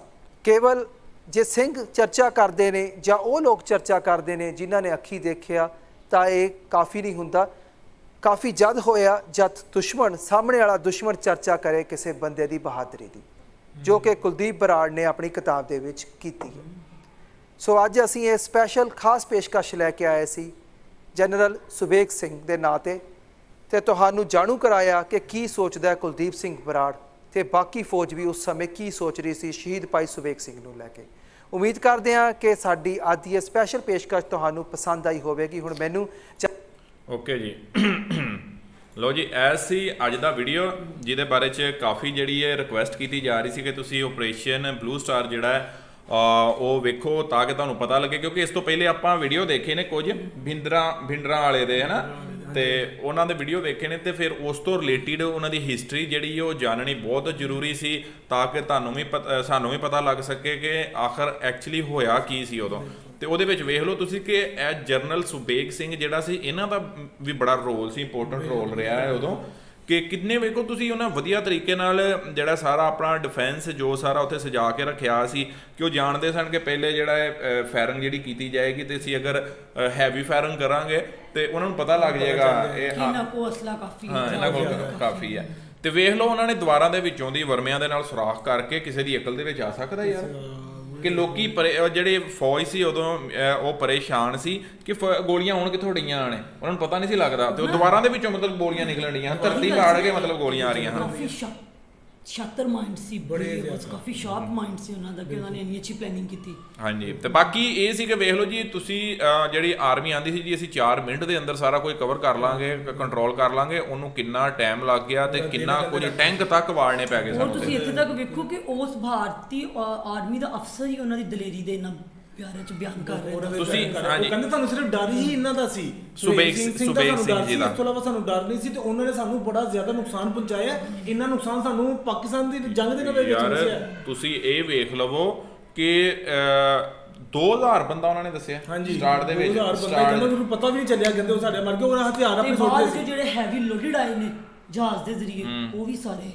ਬਾਕੀ ਇਹ ਕਿ ਬੜੇ ਦਲੇਰ ਸਨ, ਉਹਨਾਂ ਨੂੰ ਬੜਾ ਇਹਨਾਂ ਨੇ ਐਡੇ ਸੌਖੇ ਜਿੱਤੇ ਉਹ ਮਾਹਰ ਹੈਗੇ ਸੀ ਨਾ, ਉਹਨਾਂ ਵਿੱਚ ਉਹ ਟੈਲੈਂਟ ਬੜਾ ਜ਼ਿਆਦਾ ਸੀ। ਭਿੰਡਰਾਂ ਵਾਲਿਆਂ ਦੇ ਨਾਲ ਰਲ ਗਏ ਸੀ ਇਹ ਭਿੰਡਰਾਂ ਵਾਲੇ ਜਿਹੜੇ ਸੀ ਇਹ ਗੋਲਡਨ ਟੈਂਪਲ ਦੇ ਅੰਦਰ ਸੀ, ਠੀਕ ਹੈ, ਗੋਲਡਨ ਟੈਂਪਲ ਦੇ ਅੰਦਰ ਸੀ, ਤੇ ਬਾਕੀ ਬੜੇ ਬਰੇਵ ਬੰਦੇ ਸਨ ਉਹ ਵੀ। ਤੇ ਬਾਕੀ ਆ ਜਿਹੜਾ ਜਨਰਲ ਸੁਬੇਗ ਸਿੰਘ ਹੈ ਨਾ, ਇਹ 71 ਦੀ ਜੰਗ ਦੀ ਉਹ ਗੱਲ ਕਰਨ ਡਏ ਸਨ, ਤੇ ਉਦੋਂ ਜਿਹੜਾ ਇਹ ਉਦੋਂ ਵੀ ਇਹਦੇ ਬੜਾ ਯੋਗਦਾਨ ਸੀ ਤੇ ਬੜਾ ਇਹਨੇ ਪਾਰਟਿਸਿਪੇਟ ਕੀਤਾ ਸੀ। ਇਹਨਾਂ ਨੂੰ ਕੱਢ ਦਿੱਤਾ ਗਿਆ ਸੀ। ਹਾਂ, ਤੇ ਹੁਣ ਜਿਹੜਾ ਹੈ ਉਹ ਤੁਸੀਂ ਵੇਖੋ ਕਿ ਉਹਨਾਂ ਦੀ ਜਿਹੜੀ ਪਲੈਨਿੰਗ, ਜ਼ਾਹਰ ਹੈ ਆਰਮੀ ਅਫਸਰ ਰਹੇ ਨੇ, ਠੀਕ ਹੈ, ਤੇ ਉਹ ਜਾਣਦੇ ਸਨ ਕਿ ਇਹਨਾਂ ਦੀ ਪਲੈਨਿੰਗ ਕੀ ਹੋਏਗੀ, ਤੇ ਜੇ ਉਹਨਾਂ ਨੇ CID ਜਿਹੜੀ ਟੀਮ ਸੀ ਉਹਦੇ ਤੇ ਵੀ ਤਨਕੀਦ ਕੀਤੀ ਹੈ ਕਿ ਉਹ ਵੀ ਬੜੀ ਨਕੰਮੀ ਨਿਕਲੀ ਹੈ, ਤੇ ਉਹਨੂੰ ਪਤਾ ਹੀ ਨਹੀਂ ਸੀ ਕਿ ਅੰਦਰ ਅਸਲਾ ਹੈ ਕਿੰਨਾ ਹੈਗਾ ਤੇ ਚੀਜ਼ਾਂ ਹੈ ਕਿੰਨੀਆਂ ਨੇ। ਬਾਕੀ ਇਹ ਹੈ ਕਿ ਇਹ 84 ਦਾ ਵੇਲਾ ਸੀ, ਜਦੋਂ 1984 ਦੇ ਵਿੱਚ ਇਹ ਸਾਰਾ ਕੁਝ ਹੋਇਆ ਸੀ, ਤੇ ਇੱਕ ਕਿਸਮ ਦਾ ਸਮਝ ਲਓ ਕਿ ਮਾਵਾਂ ਦੇ ਪੁੱਤਰ ਜਿਹੜੇ ਨੇ ਨਾ ਉਹ ਜੁਦਾ ਕਰ ਦਿੱਤੇ ਗਏ ਸਨ, ਉਹਨਾਂ ਨੂੰ ਸ਼ਹੀਦ ਕਰ ਦਿੱਤਾ ਗਿਆ ਸੀ। ਤੇ ਸਿੱਖ ਕਮਿਊਨਿਟੀ ਜਿਹੜੀ ਉਦੋਂ ਇਹਨਾਂ ਬੜੀ ਤਾਦਾਦ ਦੇ ਵਿੱਚ ਜਿਹੜੀ ਹੈ ਉਦੋਂ ਕਾਂਗਰਸ ਸੀ, ਕਾਂਗਰਸ ਸੀ, ਇੰਦਰਾ ਗਾਂਧੀ ਦਾ ਦੌਰ ਸੀ, ਤੇ ਜਦੋਂ ਇਹ ਸਾਰਾ ਕੁਝ ਹੋਇਆ ਸੀ ਤੇ ਉਹਨੇ ਫਿਰ ਜਿਹੜਾ ਬੜਾ ਸਿੱਖ ਜਿਹੜਾ ਨਾ ਸ਼ਹੀਦ ਕਰਵਾਇਆ ਸੀ ਉਦੋਂ। ਇਸੇ ਤੋਂ ਸਾਡੇ ਵੀਰ ਆਖਣ ਦੇ ਸਨ ਕਿ ਤੁਸੀਂ ਐਕਚੁਅਲੀ ਇਹ ਆਪਰੇਸ਼ਨ ਬਲੂ ਸਟਾਰ ਵੇਖੋ ਤਾਂ ਕਿ ਤੁਹਾਨੂੰ ਪਤਾ ਲੱਗ ਸਕੇ। ਹੁਣ ਉਹ ਜਿਹੜਾ ਜਰਨਲ ਹੈ ਉਹ ਬਰਾੜ ਜੀ ਦੀ ਗੱਲ ਨੂੰ ਕੁਲਦੀਪ ਬਰਾੜ ਨਾਂ ਲਿਆ, ਤੇ ਉਹਨੇ ਆਪਣੀ ਕਿਤਾਬ ਦੇ ਵਿੱਚ ਹਰ ਚੀਜ਼ ਜਿਹੜੀ ਉਹ ਵਾਜ਼ੇ ਦੱਸੀ ਹੈ, ਜਿਹੜਾ ਮਤਲਬ ਉਦੋਂ ਸਾਰੇ ਮਿਸ਼ਨ ਨੂੰ ਕੰਟਰੋਲ ਕਰ ਰਿਹਾ ਸੀ ਤੇ ਉਹ ਹੈਡ ਸੀ, ਤੇ ਉਹਨੇ ਹਰ ਚੀਜ਼ ਦੱਸੀ ਹੈ ਕਿ ਜੀ ਕਿਸ ਤਰੀਕੇ ਨਾਲ ਉਹਨਾਂ ਨੂੰ ਕਿੰਨੀਆਂ ਦਿੱਕਤਾਂ ਆਈਆਂ ਨੇ। ਕੁਝ ਲੋਕੀ ਆਉਂਦੇ ਨੇ ਜੀ ਕੋਈ ਮਤਲਬ ਨਾ ਮਿਲਟਰੀ ਦਾ ਕੋਈ ਬੰਦਾ ਵੀ ਨਹੀਂਗਾ ਮਰਿਆ ਤੇ ਐਵੇਂ ਹੀ ਅਸੀਂ ਜਿਹੜਾ ਕਬਜ਼ਾ ਕਰ ਲਿਆ ਸੀ, ਕੁਝ ਲੋਕ ਜਿਹੜੇ ਨੇ ਇਹ ਸਮਝਦੇ ਨੇ, ਲੇਕਿਨ ਤੁਸੀਂ ਇਹ ਵੇਖ ਲਓ ਕਿ ਉਹਨਾਂ ਦੀ ਕਿਤਾਬ ਦੇ ਵਿੱਚ ਲਿਖਿਆ ਨਾ, ਉਹਨਾਂ ਭਾਈ ਜੀ ਨੇ ਇਹੀ ਤਾਂ ਦੱਸਿਆ ਕਿ ਬਹਾਦਰੀ ਉਹ ਨਹੀਂ ਕਿ ਤੁਸੀਂ ਜਾ ਕੇ ਲੜਿਆ ਤੇ ਸ਼ਹੀਦ ਹੋ ਗਏ ਜੀ, ਬਹਾਦਰੀ ਉਹੀ ਹੈ ਕਿ ਕੋਈ ਤੁਹਾਡੀ ਤਾਰੀਫ ਕਰੇ ਕਿ ਯਾਰ ਇਹਨਾਂ ਨੇ ਸਾਨੂੰ ਸਾਡੇ ਨਾਲ ਲੜੇ ਨੇ ਤੇ ਬੜਾ ਅੱਛਾ ਤਰੀਕੇ ਨਾਲ ਲੜੇ ਨੇ। ਉਹਨਾਂ ਦੀ ਉਹਨੇ ਦੇਖ ਲਓ ਕਿਤਾਬ ਦੇ ਵਿੱਚ ਸਾਰਾ ਜ਼ਿਕਰ ਇਹਨਾਂ ਦਾ ਹੈ ਕਿ ਸਾਨੂੰ ਸਿਰਫ ਡਾਰੀ ਜਿਹੜਾ ਸੀ ਨਾ ਸੁਹੇਬ ਸਿੰਘ ਦਾ ਸੀ, ਬਿਲਕੁਲ ਇਸ ਤੋਂ ਇਲਾਵਾ ਸਾਨੂੰ ਕਿਸੇ ਦਾ ਕਹਿੰਦਾ। ਤੇ ਬਾਕੀ ਮਿੱਤਰੋ ਆਪਾਂ ਤੇ ਦੇਖ ਲਿਆ ਹੈ ਤੇ ਬੜਾ ਹੀ ਮਾੜਾ ਹੋਇਆ ਸੀ ਯਾਰ 84 ਵਿੱਚ ਜੋ ਵੀ ਹੋਇਆ ਸੀ। ਬਾਕੀ ਚਲੋ ਅੱਲਾਹ ਪਾਕ ਤੁਹਾਨੂੰ ਤੇ ਆਪਾਂ ਸਾਰਿਆਂ ਨੂੰ ਜਿਹੜਾ ਆਪਣੀ ਮਿਹਰ ਬਣਾਏ ਰੱਖੇ, ਸਾਰਿਆਂ ਦੇ ਉੱਤੇ ਆਪਣਾ ਕਰਮ ਰੱਖੇ। ਬਾਕੀ ਮਿਲਦੇ ਹੁਣ ਅਗਲੇ ਵੀਡੀਓ 'ਚ, ਰੱਖੋ ਆਪਣਾ ਬਹੁਤ ਸਾਰਾ ਖਿਆਲ। ਉਹ ਪਤਾ ਤੇ ਉਹਨਾਂ ਨੂੰ ਹੀ ਹੈ ਨਾ ਉਸ ਵੇਲੇ ਦੇ ਜਿਨ੍ਹਾਂ ਦੇ ਪੁੱਤਰ, ਜਿਨ੍ਹਾਂ ਦੇ ਪਿਓ, ਜਿਨ੍ਹਾਂ ਦੀਆਂ ਭੈਣਾਂ ਧੀਆਂ ਆਪਣੇ ਉਦੋਂ ਜੁਦਾ ਹੋ ਗਈਆਂ ਸਨ ਤੇ ਕਤਲ ਕਰ ਦਿੱਤੀਆਂ ਗਈਆਂ ਸਨ, ਉਹਨਾਂ ਦੇ ਉੱਤੇ ਜੋ ਬੀਤਦੀ ਉਹ ਅਜੇ ਤੱਕ ਵੀ ਨਹੀਂ ਭੁਲਾ ਸਕੇ ਹੋਣੇ। ਬਾਕੀ ਜੀ ਮਿਲਦੇ ਹਾਂ ਅਗਲੇ ਵੀਡੀਓ 'ਚ, ਰੱਖੋ ਆਪਣਾ ਖਿਆਲ, ਗੁੱਡ ਬਾਏ ਤੇ ਅੱਲਾ ਹਾਫਿਜ਼। ਗੁਰੂ ਹਰਗੋਬਿੰਦ ਸਿੰਘ, ਗੁਰੂ ਹਰਗੋਬਿੰਦ ਸਾਹਿਬ ਤੇ ਪੇਂਡੇ ਖਾਂ ਦੀ ਜੰਗ ਇਹ ਕਿਸ ਤਰ੍ਹਾਂ ਹੋਈ ਹੈ, ਵੀ ਕਿਉਂ ਹੋਈ ਹੈ ਤੇ ਇਹ ਕਿਸ ਤਰ੍ਹਾਂ ਗੁਰੂ ਸਾਹਿਬ ਨੇ ਜੰਗ ਨੂੰ ਜਿੱਤਿਆ ਵਾ। ਪਹਿਲੇ ਆਪਾਂ ਵੀਡੀਓ ਦੇਖਦੇ ਹਾਂ, ਫਿਰ ਆਪਾਂ ਗੱਲ ਕਰਨੇ। WhatsApp ਹੁੰਦੇ ਆ, ਇੰਸਟਾਗ੍ਰਾਮ ਹੁੰਦੇ ਆ, ਫੇਸਬੁੱਕ ਹੁੰਦੇ ਆ। ਫੇਸਬੁੱਕ 'ਚ ਤਾਂ ਮੇਰੇ ਪੇਜ ਨੂੰ ਲਾਈਕ ਕਰੋ, WhatsApp 'ਤੇ ਮੈਨੂੰ ਮਜ਼ੀਦ ਇੱਦਾਂ ਦੀਆਂ ਵੀਡੀਓ ਸੈਂਡ ਕਰੋ। ਸੋ ਆਹ ਵੀਡੀਓ ਸਟਾਰਟ ਕਰੀਏ। ਪੈਂਦੇ ਨੇ ਜ਼ਮੀਨ ਤੇ ਉਤਰ ਕੇ ਘੋੜਾ ਛੱਡ ਦਿੱਤਾ, ਛਾਲ ਮਾਰ ਕੇ ਥੱਲੇ ਉਤਰ ਗਿਆ। ਆਪਣੇ ਬਿਆਨ 'ਚ ਖੰਡਾ ਤਾਂ ਪਹਿਲਾਂ ਹੀ ਖਿੱਚਿਆ ਹੋਇਆ ਸੀ ਇਹਨੇ, ਤੇ ਗੁਰੂ ਸਾਹਿਬ ਦੇ ਨੇੜੇ ਆ ਕੇ ਨਾ ਛੇਵੇਂ ਪਾਤਸ਼ਾਹ ਮਹਾਰਾਜ ਦੇ ਬੜਾ ਜ਼ੋਰ ਦਾ ਖੰਡੇ ਦਾ ਵਾਰ ਕੀਤਾ। ਉਹਨੇ ਪੂਰੀ ਤਾਕਤ ਲਾ ਕੇ ਉੱਤੋਂ ਲਿਆ ਕੇ ਵਾਰ ਖੰਡੇ ਦਾ ਛੇਵੇਂ ਪਾਤਸ਼ਾਹ ਤੇ ਕੀਤਾ ਹੈ। ਉਹਨੇ ਸੋਚਿਆ ਵੀ ਪੱਟ ਦੇ ਉੱਤੇ ਤਲਵਾਰ ਵੱਜੇਗੀ, ਪੱਟ ਵੱਢਿਆ ਜਾਏਗਾ ਤੇ ਥੱਲੇ ਡਿੱਗਣਗੇ, ਮੈਂ ਫੜ ਲਾਂਗਾ। ਇਹ ਸੋਚ ਕੇ ਉਹਨੇ ਆਪਣੀ ਖੰਡਾ ਜਿਹੜਾ ਸੀ ਨਾ ਉਹ ਮਹਾਰਾਜ ਦੇ ਪੱਟ ਤੇ ਮਾਰਿਆ। ਉੱਥੇ ਉਧਰੋਂ ਪੈਂਦੇ ਦੀ ਤਲਵਾਰ ਆਈ, ਜਿੱਥੇ ਪੱਟ ਤੇ ਆਉਣੀ ਸੀ ਗੁਰੂ ਸਾਹਿਬ ਨੇ ਅੱਗੇ ਰਕਾਬ ਕਰ ਦਿੱਤੀ, ਬਹੁਤ ਮੈਟਲ ਦੀ ਬਣੀ ਹੋਈ, ਉਹਦੇ ਉੱਤੇ ਖੰਡਾ ਵੱਜਿਆ, ਆ ਕੇ ਪਹਿਲਾ ਵਾਰ ਖਾਲੀ ਗਿਆ। ਪੈਂਦੇ ਦਾ ਗੁੱਸਾ ਹੋਰ ਵੱਧ ਗਿਆ। ਜਦੋਂ ਕਿਸੇ ਸੂਰਮੇ ਦਾ ਵਾਰ ਖਾਲੀ ਜਾਵੇ ਨਾ ਉਹਨੂੰ ਹੋਰ ਜ਼ਿਆਦਾ ਚਿਪ ਚੜ ਜਾਂਦੀ ਹੈ। ਪੈਂਦੇ ਨੂੰ ਹੋਰ ਗੁੱਸਾ ਚੜ ਗਿਆ, ਬੜਾ ਬਲੀ ਸੀ। ਉਹਨੇ ਦੂਜਾ ਵਾਰ ਖੰਡੇ ਦਾ ਉਬਾਰਿਆ ਫਿਰ ਮਾਰਨ ਵਾਸਤੇ। ਰਾਜ ਨੇ ਆਪਣੇ ਭਾਰੇ ਢਾਲੇ ਦੇ ਉੱਤੇ ਉਹਦਾ ਵਾਰ ਰੋਕ ਲਿਆ। ਪੈਂਦੇ ਦਾ ਦੂਜਾ ਵਾਰ ਵੀ ਨਿਸਫਲ ਗਿਆ, ਖਾਲੀ ਗਿਆ। ਰਾਜ ਉਦਾਂ ਹੀ ਧੀਰਜ ਨਾਲ ਘੋੜੇ ਦੇ ਉੱਤੇ ਉਦਾਂ ਹੀ ਹੌਸਲੇ ਨਾਲ ਖੜੇ।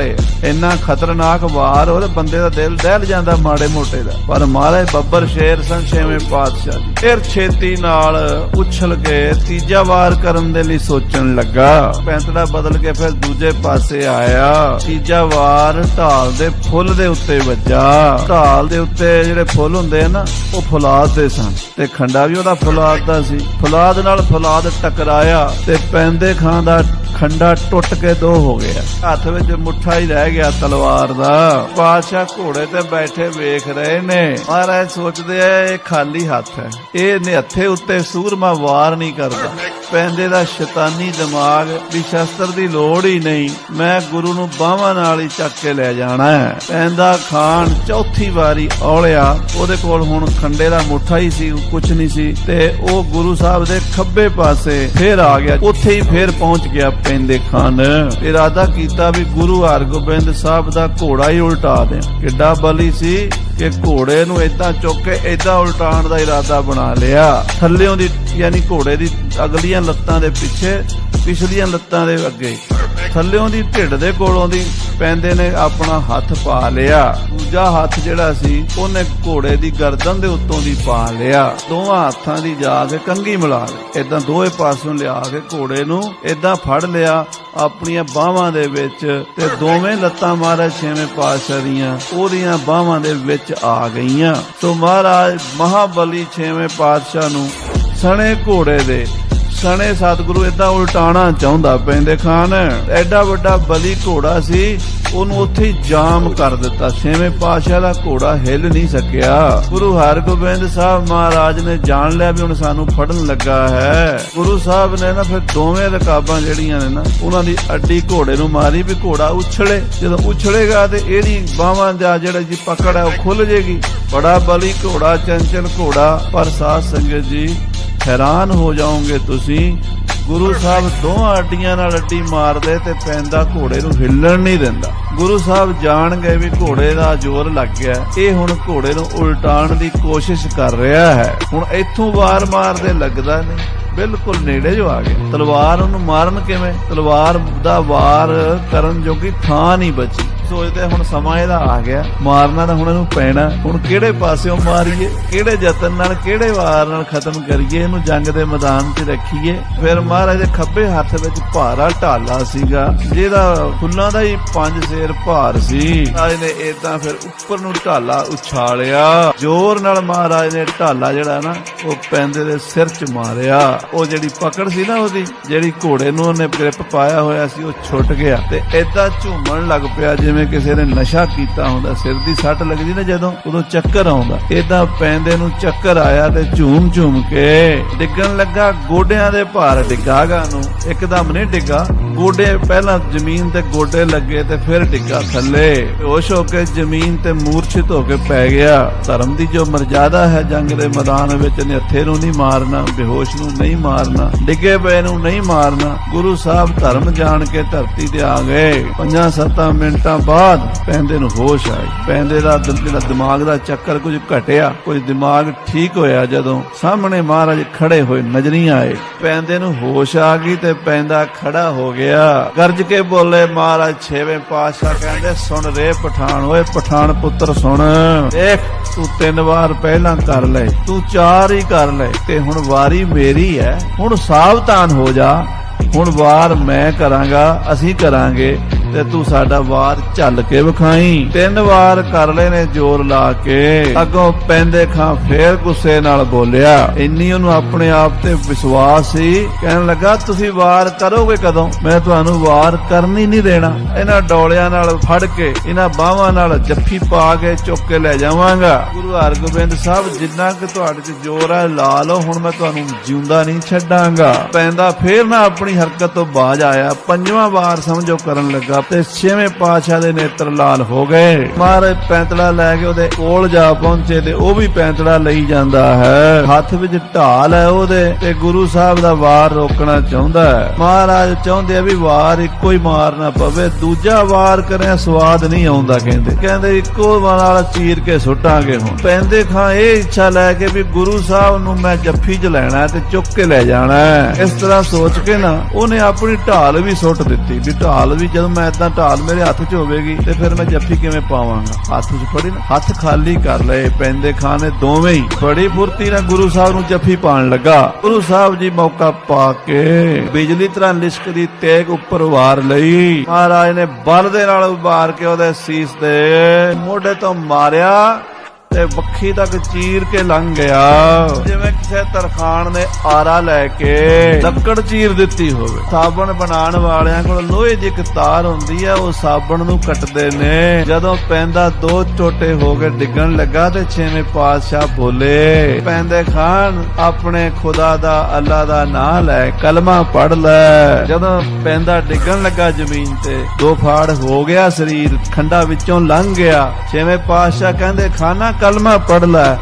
ਤੇ ਅੱਗੋਂ ਪੈਂਦਾ ਕੀ ਕਹਿੰਦਾ, ਏ ਮਹਾਰਾਜ ਆ ਜਿਹੜੀ ਤੁਹਾਡੀ ਤਲਵਾਰ ਹੈ, ਤੁਹਾਡੇ ਹੱਥ ਦੀ ਕਿਰਪਾਨ ਹੈ, ਤੇਰੇ ਵਾਸਤੇ ਇਹੀ ਕਲਮਾ ਹੈ। ਗਿਆਨ ਹੋ ਗਿਆ। ਸਾਧ ਸੰਗਤ ਜੀ, ਗੁਰੂ ਘਰ ਇੱਕ ਦਿਨ ਵੀ ਕੋਈ ਆਇਆ ਹੋਵੇ ਨਾ, ਉਹਦੇ ਤੇ ਵੀ ਕਿਰਪਾ ਹੋ ਜਾਂਦੀ ਹੈ।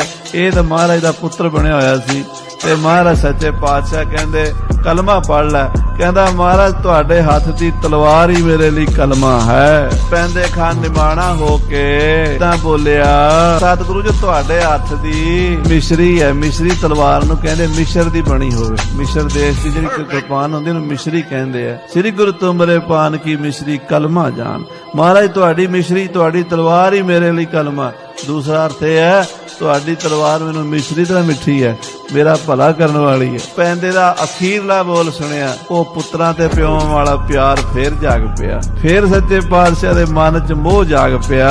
ਨਿੱਕਾ ਜਿਹਾ ਪਾਲਿਆ ਸੀ, ਅਣਦਾੜੀਆ ਪਾਲ ਕੇ ਏਡਾ ਜਵਾਨ ਕੀਤਾ ਸੀ, ਅੱਜ ਆਪਣੇ ਹੱਥੀਂ ਝਟਕ ਦਿੱਤਾ। ਸੱਚੇ ਪਾਤਸ਼ਾਹ ਮਹਾਰਾਜ ਉਸ ਪਿਆਰ ਵਿੱਚ ਆ ਗਏ। ਆਪਣੇ ਹੱਥੀਂ ਮੂੰਹ 'ਚ ਬੁਰਕੀਆਂ ਪਾਈਆਂ ਸੀ ਇਹਦੇ। 2 ਮੱਝਾਂ ਦਾ ਦੁੱਧ ਖੋਆ ਮਾਰ ਕੇ ਇਹਨੂੰ ਖਵਾਉਂਦੇ ਸੀ ਸਤਿਗੁਰੂ। ਇਹਨੂੰ ਚੰਗਾ ਘੋੜਾ, ਚੰਗਾ ਸ਼ਸਤਰ, ਚੰਗੀ ਵਸਤੂ ਦਿਆ ਕਰਦੇ ਸਨ। ਵਧੀਆ ਪੁਸ਼ਾਕੇ ਪਵਾਉਂਦੇ ਸਨ ਜਿਸ ਨੂੰ, ਅੰਨ-ਭਾਨ ਦੇ ਖਾਣੇ ਖਵਾਉਂਦੇ ਸਨ ਜਿਸ ਨੂੰ। ਇਸ ਨੂੰ ਆਪਣੇ ਦਰਬਾਰ ਦਾ ਸ਼ਿੰਗਾਰ ਬਣਾਇਆ ਸੀ। ਜਿਹੜਾ 6ਵੇਂ ਪਾਤਸ਼ਾਹ ਦੀ ਫੌਜ 'ਚ ਖੜਾ ਹੋਇਆ ਸੋਭਾ ਪਾਉਂਦਾ ਸੀ, ਸਤਿਗੁਰੂ ਵੇਖ ਕੇ ਖੁਸ਼ ਹੁੰਦੇ ਸਨ।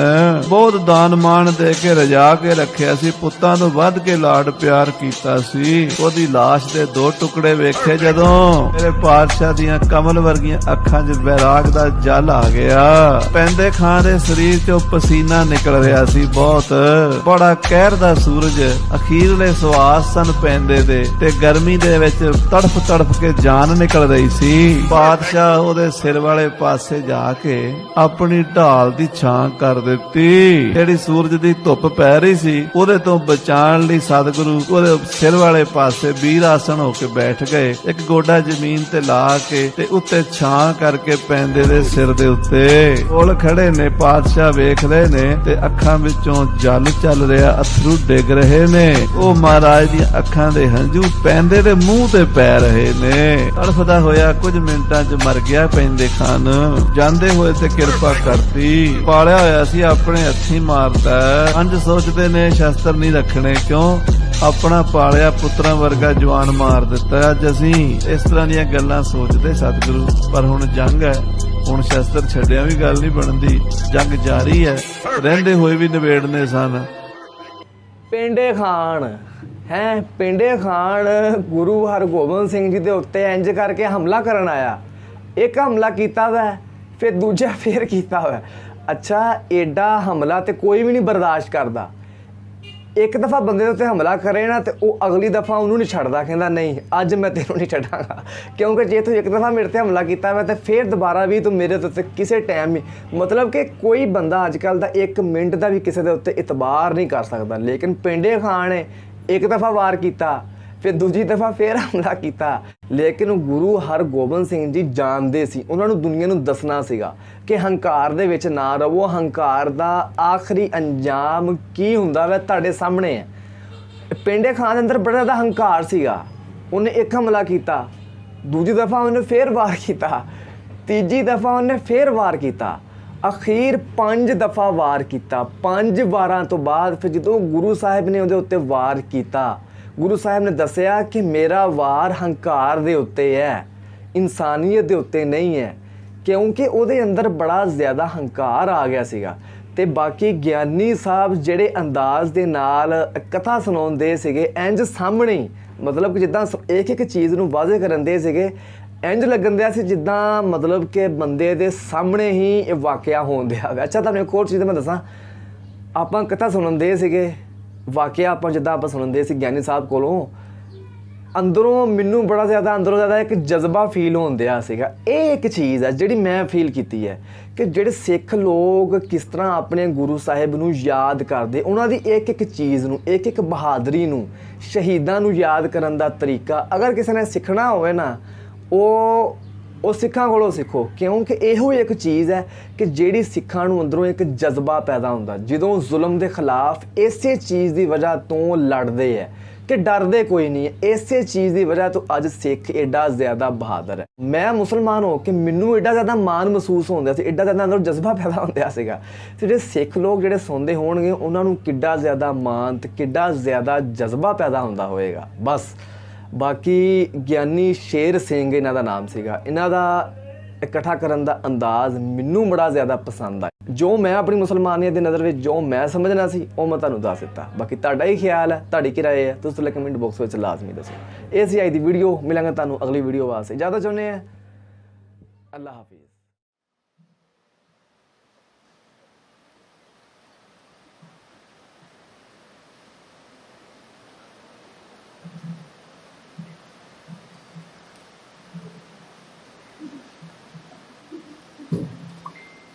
To our respective school administrators, our president, Bishop Vincent Javier, our school directress, Dr. Ligaya Piara, our school principal, Mrs. Shekinah Joy Javier Biquilio, our school coordinator, Ms. Daisy A. Babalan, and special guests. To our class advisor, Ms. Joanna Bantillo, our teachers, and respective members of our school faculty and staff who have tirelessly watched over us during our stay in JRCA. Of course, to our dear parents, loved ones, and guardians who have graciously supported us in all our endeavors. Lastly, to you, my friends, friends, the class of 2022.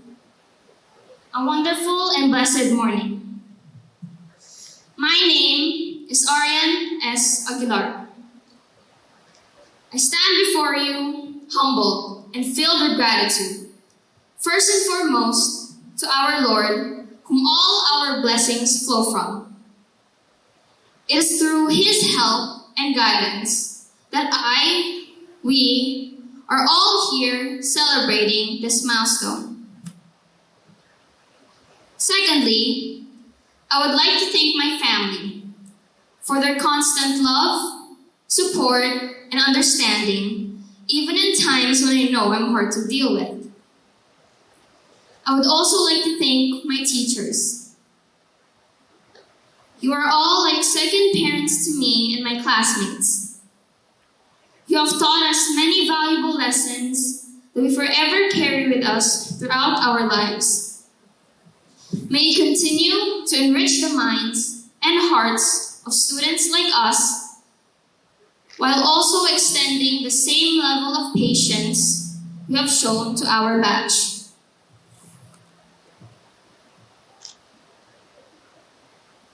Lastly, to the people I have spent the most time with since enrolling in GRCA, my dear classmates, thank you. I am truly very proud of where our journey together led us. Though every journey has an end, it most definitely has a beginning.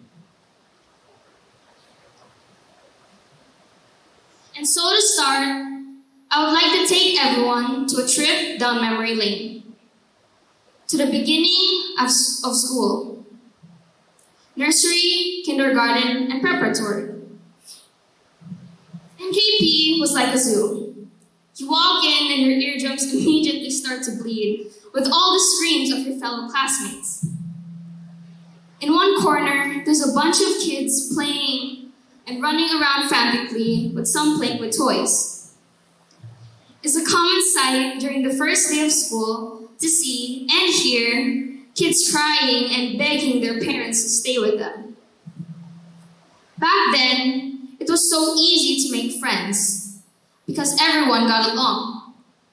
Despite the whole who has the better lunchbox situation, everyone were buddies. I am proud to say that my friendship with those classmates back in NKP strongly continues up to this day. Then we enter primary. You realize that some of your old classmates have left. In their place are new and unfamiliar faces. Though making friends was still easy, fights were more and more frequent. Now, everybody wasn't fighting about toys, but rather boys. Despite the constant away-bate situation, it was still fun and memorable.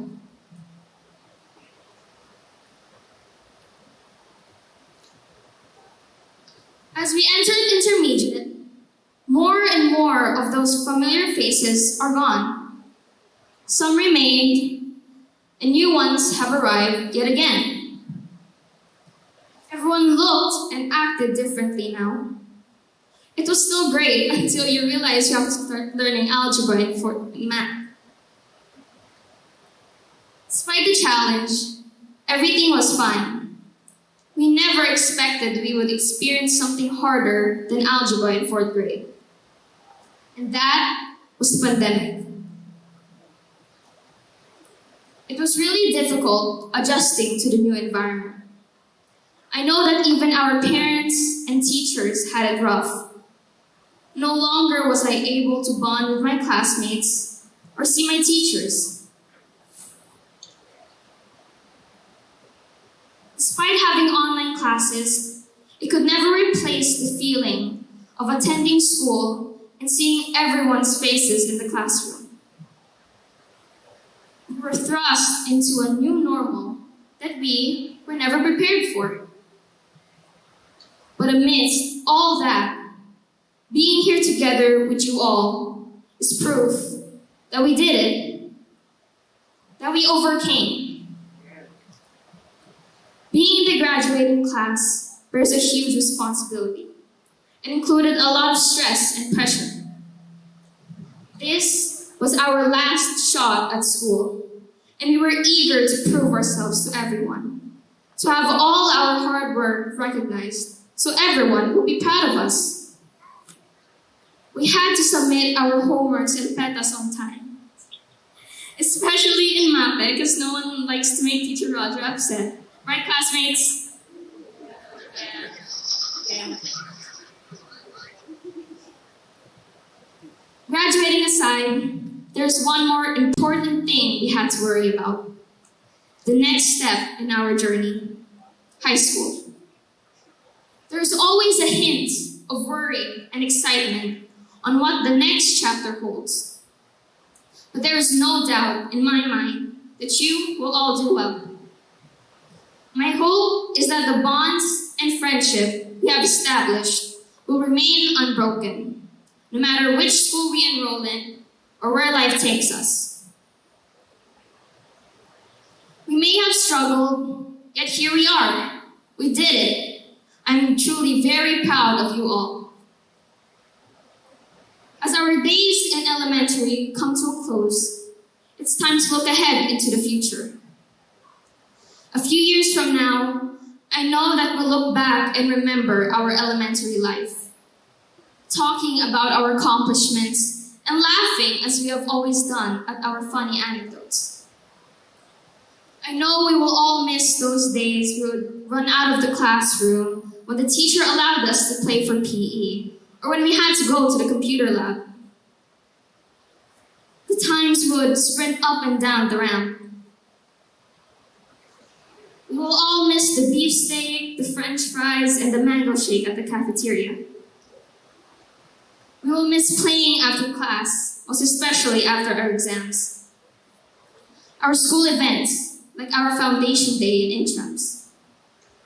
I hope we get a chance to attend these again in the future. Our field trips, riding in one bus together with all our classmates, parents, and teachers. The chaotic fun we shared while sightseeing and traveling. And of course, we will always remember, but probably never miss, those classmates that borrowed your pencil and never gave it back. We will look back at these memories with a smile and a laugh, yet still leaving a bittersweet feeling in our hearts. As I near the end of my speech, if I may ask all my classmates to please stand up.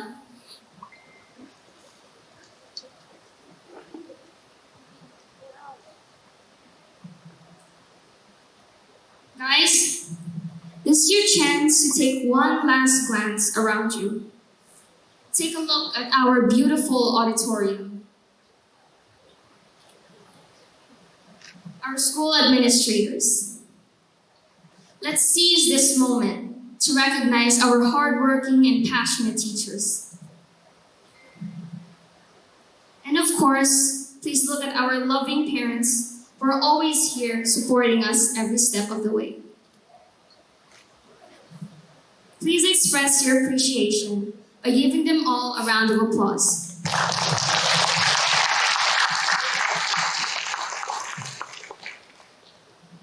Now lastly, take a look at your classmate seated beside you, in front of you, and behind you. Remember them. Remember this day, and give yourselves a well-deserved applause as well.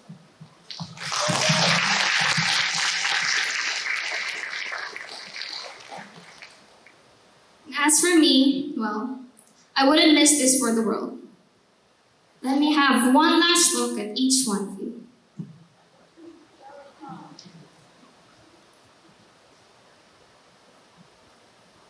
It is never goodbye, but rather see you later. The only thing left to say now is congratulations to the Jesus Range Christian Academy Class of 2022. Thank you, and God bless you all.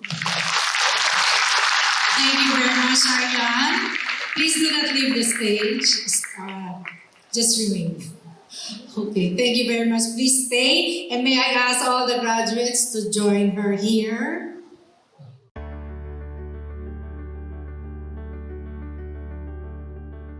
Good morning! Oh my. What's up? To the distinguished faculty and staff, thank you for having me, and to the parents and families in the class of 2023, congratulations. 2023! Class of 2023. Graduates, in your short lives. Since your first day on campus, your path has been steeper. Each generation is defined by the events that occur around them. We're living through one of the most consequential moments in our history. The world has drastically changed. Democracy's crumbling. The rollback of Roe. An accelerating climate crisis. You are the generation that is forced to depend on body cams to obtain justice. My fellow Republicans wanted me to lie. Pandemic. The pandemic. Global pandemic. With fundamental questions at stake for our nation, you're going to help answer those questions. You are the inheritors and the guarantors of our free society. Your generation gives me hope, infinite hope.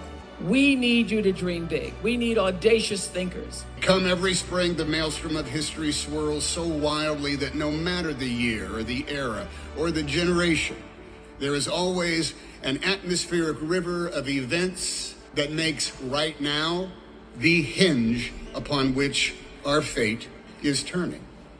And we here in the stands look at you all in the caps and the gowns, and we hope, oh, at last, help is on the way. You are about to enter a hellscape where you will have to fight for every scrap of your humanity and dignity. Oh, and I literally wrote down, say something positive here. Okay, wait a minute. I don't want you to let a day go by that you don't bow your head and acknowledge all that you have been given. Acknowledge all that you give, and also all the blessings you have received. There will never be anything in your life as fulfilling as making a difference in somebody else's. Make your life something that what you run after, that what you chase, that when you get there, it is worth it. In that split second, when you decide to act, you change from victim to a hero. What I'd like for you to do is to create your own definition of success. Don't let society tell you what it has to be. When the path ahead is obscured and unclear, you can find your way by resolving to do the next right thing. Obviously, you should work hard and play hard, but you should also wander easy. You don't have to be the smartest guy in the room. Your aim should be to be the one asking for more information, the one audacious enough to say, I don't know. Not everyone agrees on everything. It's messy, it's nuanced, it's not always black and white, but it requires building relationships, finding compromise, forging consensus. Experience things as they happen. Life is more interesting when you allow it to set the banquet table. Don't get involved in curating your life. Let your phone do that for you. And we're all entitled to a day off to lay about, but the work that is called for that we must do has no expiration date. The work is the keeping of the promises of our promised land, the practice of decency, the protection of freedom, and the promotion of liberty for all with no exceptions. You don't know where or what fate will bring you or when. You just have to keep going. You have to just keep the faith. You have to just get up. And you can find the balance between ambition and happiness and success. That good life, a purpose, a family. There's no quit in you. I will now conclude my remarks with a quote from the movie Blade Runner. Class of 2023, go forth. As it has been said before, the learning starts now. I've seen things you people wouldn't believe. You are ready, and you are ready because you are true leaders of character. And to the distinguished class of 2023, I salute you. Congratulations, class of 2023, on your graduation today. Congratulations, class of 2023. Thank you. Now you all have photos to bomb and diplomas to frame. heels to change out of. Now, let's go eat and drink, and for some, maybe smoke, and be very merry. Congratulations, and peace be with you. Well, tonight, look at this young man right there in the center. He is only 12 years old, but now he is the youngest person to graduate from Fullerton College in its history. And today he received not only 1 or 2 or 3, but 5 degrees as his fellow graduates today cheered him on. Rising to cheers, one young man lifting his older fellow grads as he walks with them into history. Clovis Hung. After walking down the stage, I was really proud of myself that it's the end and I'm now here. He began here at Fullerton College 5 years ago at just 7 years old and has had straight A's ever since. My GPA is 3.92. Well, there was that one B. That was History 171. And was that just a little more difficult than the other classes? No, the professor was a little bit, I would say, uncooperative. Despite that small setback, he's still now the youngest grad in Fullerton College history. And he earned 5 associate degrees. History, social science, social behavior and self-development, arts and human expressions, and science and mathematics. It doesn't take a degree, though, to know he didn't get here alone. At a young age, my mom found that I was really curious, so she pulled me out and tried 1 year homeschooling. From there, college came quickly. So I tried out 1 class at Fullerton College, then I found that I like it, so then I started taking more classes. Now, with classes behind him, Clovis says the sky is the limit. And liftoff. I would like to go to Mars, but probably, if I can, probably farther planet. And he already knows how to get there. In the future, I would like to either discover something new or meet famous people like Elon Musk. I'm a very smart kid, and then he's a very smart person, so smart people talk to smart people. After seeing his ascent today, Smart Money says we'll all be talking about him in the future. He is our youngest graduate in Fullerton College's entire history. It was really cool. At first, it was nervous, but in the end, it felt really good graduating. Smart people talk to smart people. Yes. I have a feeling he might meet Elon Musk someday. He says he's very proud, of course, for getting 5 degrees. His family is proud, too, especially proud of his heritage. His mom telling me that he was born in Hong Kong. Wow. May is, of course, Asian American and Pacific Islander Heritage Month. It's amazing. That is incredible. I hope somehow Elon Musk, he does, connect with that boy because... Yeah, I think he's ready. I think he's ready for a job. He's ready to work at SpaceX right now. He is. Olga. I know, he is. What an amazing boy. Can't believe he's only 12 years old. Hi, my name is Anthea Grace Patricia Dennis. I'm a student in the Honors Bachelor's in Biomedical Science, but my research area is in neuroscience. And so this is a poster on my undergraduate honors thesis project, where I aimed to investigate the relationship between functional connectivity in the cerebellum and handedness.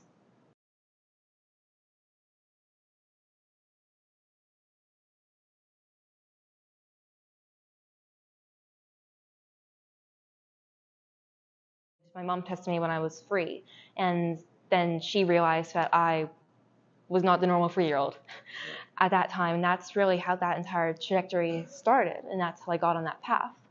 But, I was first formally in school tested then for grade level, and they tested me, and I got into 8th grade. So, for instance, in California, I did have friends who were closer to my age. So, I had the neighbor's kid, and I had some other, kid friends who were kids of my mom's friend.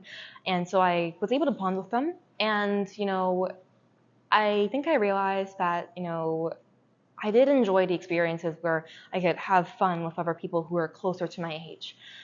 But that's not really intellectually stimulating for me. So I'm the type of person that needs stimulation. I need to be able to talk to somebody and have them understand what I'm saying. And so, when I am like, I'm having this issue with my code for my thesis, other normal children don't really understand that. This past year, I've had in-person classes here at U Ottawa, which has been great because I can finally see the campus. Right. But my classes at U Ottawa before that were remote. So, it was very easy when I was remote at U Ottawa to not have anyone know anything about age. So, now I can phase into the, adult life because I'm definitely a bit taller than I was then. And, I sound a little bit different. And, I act different too. But when I was 8, for instance, and in community college, people knew I was 8. And it was funny because I didn't think anything of it when people walked up to me and asked to take my picture. I was like, okay, is my mom okay with this? I mean, I don't know where this picture is going, but I'll take it, sure. And so, it was really when I started applying to bachelor's programs and people asked me if I was real, that it actually occurred to me, oh, wait, you mean I'm not supposed to be in university at this age? That's not normal? But, this past year,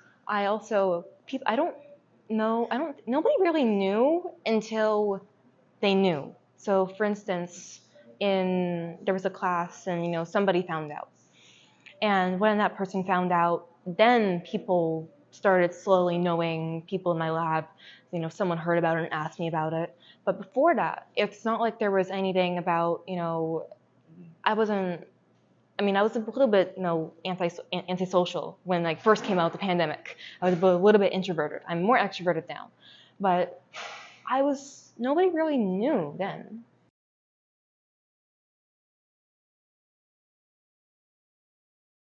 Proud. I think that I'm going to feel proud.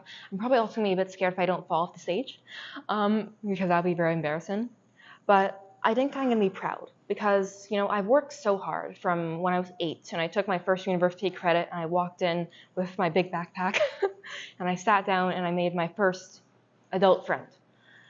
And to now, when I have tons of adult friends, I have tons of people who I can talk to about research, that I can talk to about academics, and I know that over these 150 free credits, I have earned this degree. I have earned these accomplishments. I have earned the ability to do research, and I know that that was not dictated by my age. Nothing in academics that I have done. There have been changes in my academic life, in my academic path, that have been because of age. But age has not stopped me from getting to where I belong, to where I deserve to be. And that sense of pride and that sense of accomplishment is what I'm going to hold with me when I go past that stage.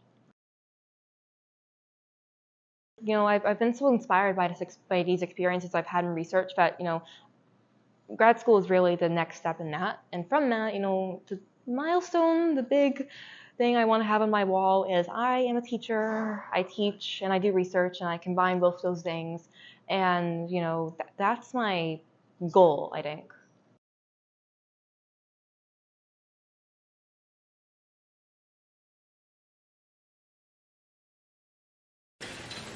Ladies, gentlemen, parents, friends, my loved ones in Georgia and Spain, and faculty, good evening.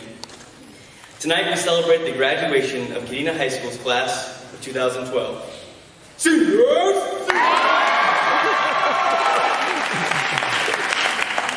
It is my honor to be this class's salutatorian. To explain what salutatorian is, I turn to UrbanDictionary.com. A salutatorian is the person who just missed being valedictorian by a few GPA points. A very miserable person indeed. Second place is the first loser.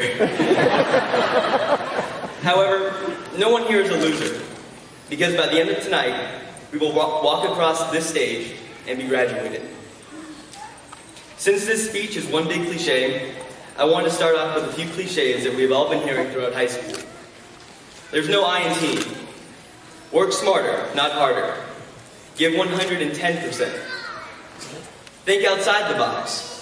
What the mind can conceive, the mind can achieve. The early bird catches the worm. Do or do not, there is no try. And it all comes down to this. But I want to let you in on a secret. It doesn't all come down to this. High school is not the highlight of our lives. It is the end of the first chapter in the rest of our story. Students, Be sad because you are saying goodbye to most of your friends. Parents, be sad because your children are going off on their own, or happy, as the case may be. And everyone, be proud, because tonight marks the first night of the rest of our lives. Our life is not defined by our high school grades, or our extracurricular activities, or how many detentions we may have received. Our life is what we make it. You are the captain of your own life. Yes, the cliches will keep coming. As Abraham Lincoln said, always bear in mind that your own resolution to succeed is more important than any other. There are many paths that this graduating class will take. Some will go straight into the workforce. Others will join the military. And still more are going off to college. These paths may cross and diverge, but do not be fooled. Everyone here has the power to be successful. Yet, do not expect to be handed anything on a silver platter. You have to work hard to achieve big. Composer Colin Davis said it best: the road to success and the road to failure are almost exactly the same. Tonight's graduation is more than just a liberation from high school. It is a celebration of all the good and bad times, the frustrating and amazing teachers, the senior pranks, the friends lost and made, and most importantly, a celebration of the future that is waiting for all of us. God bless this class of 2012, and God bless America. Thank you.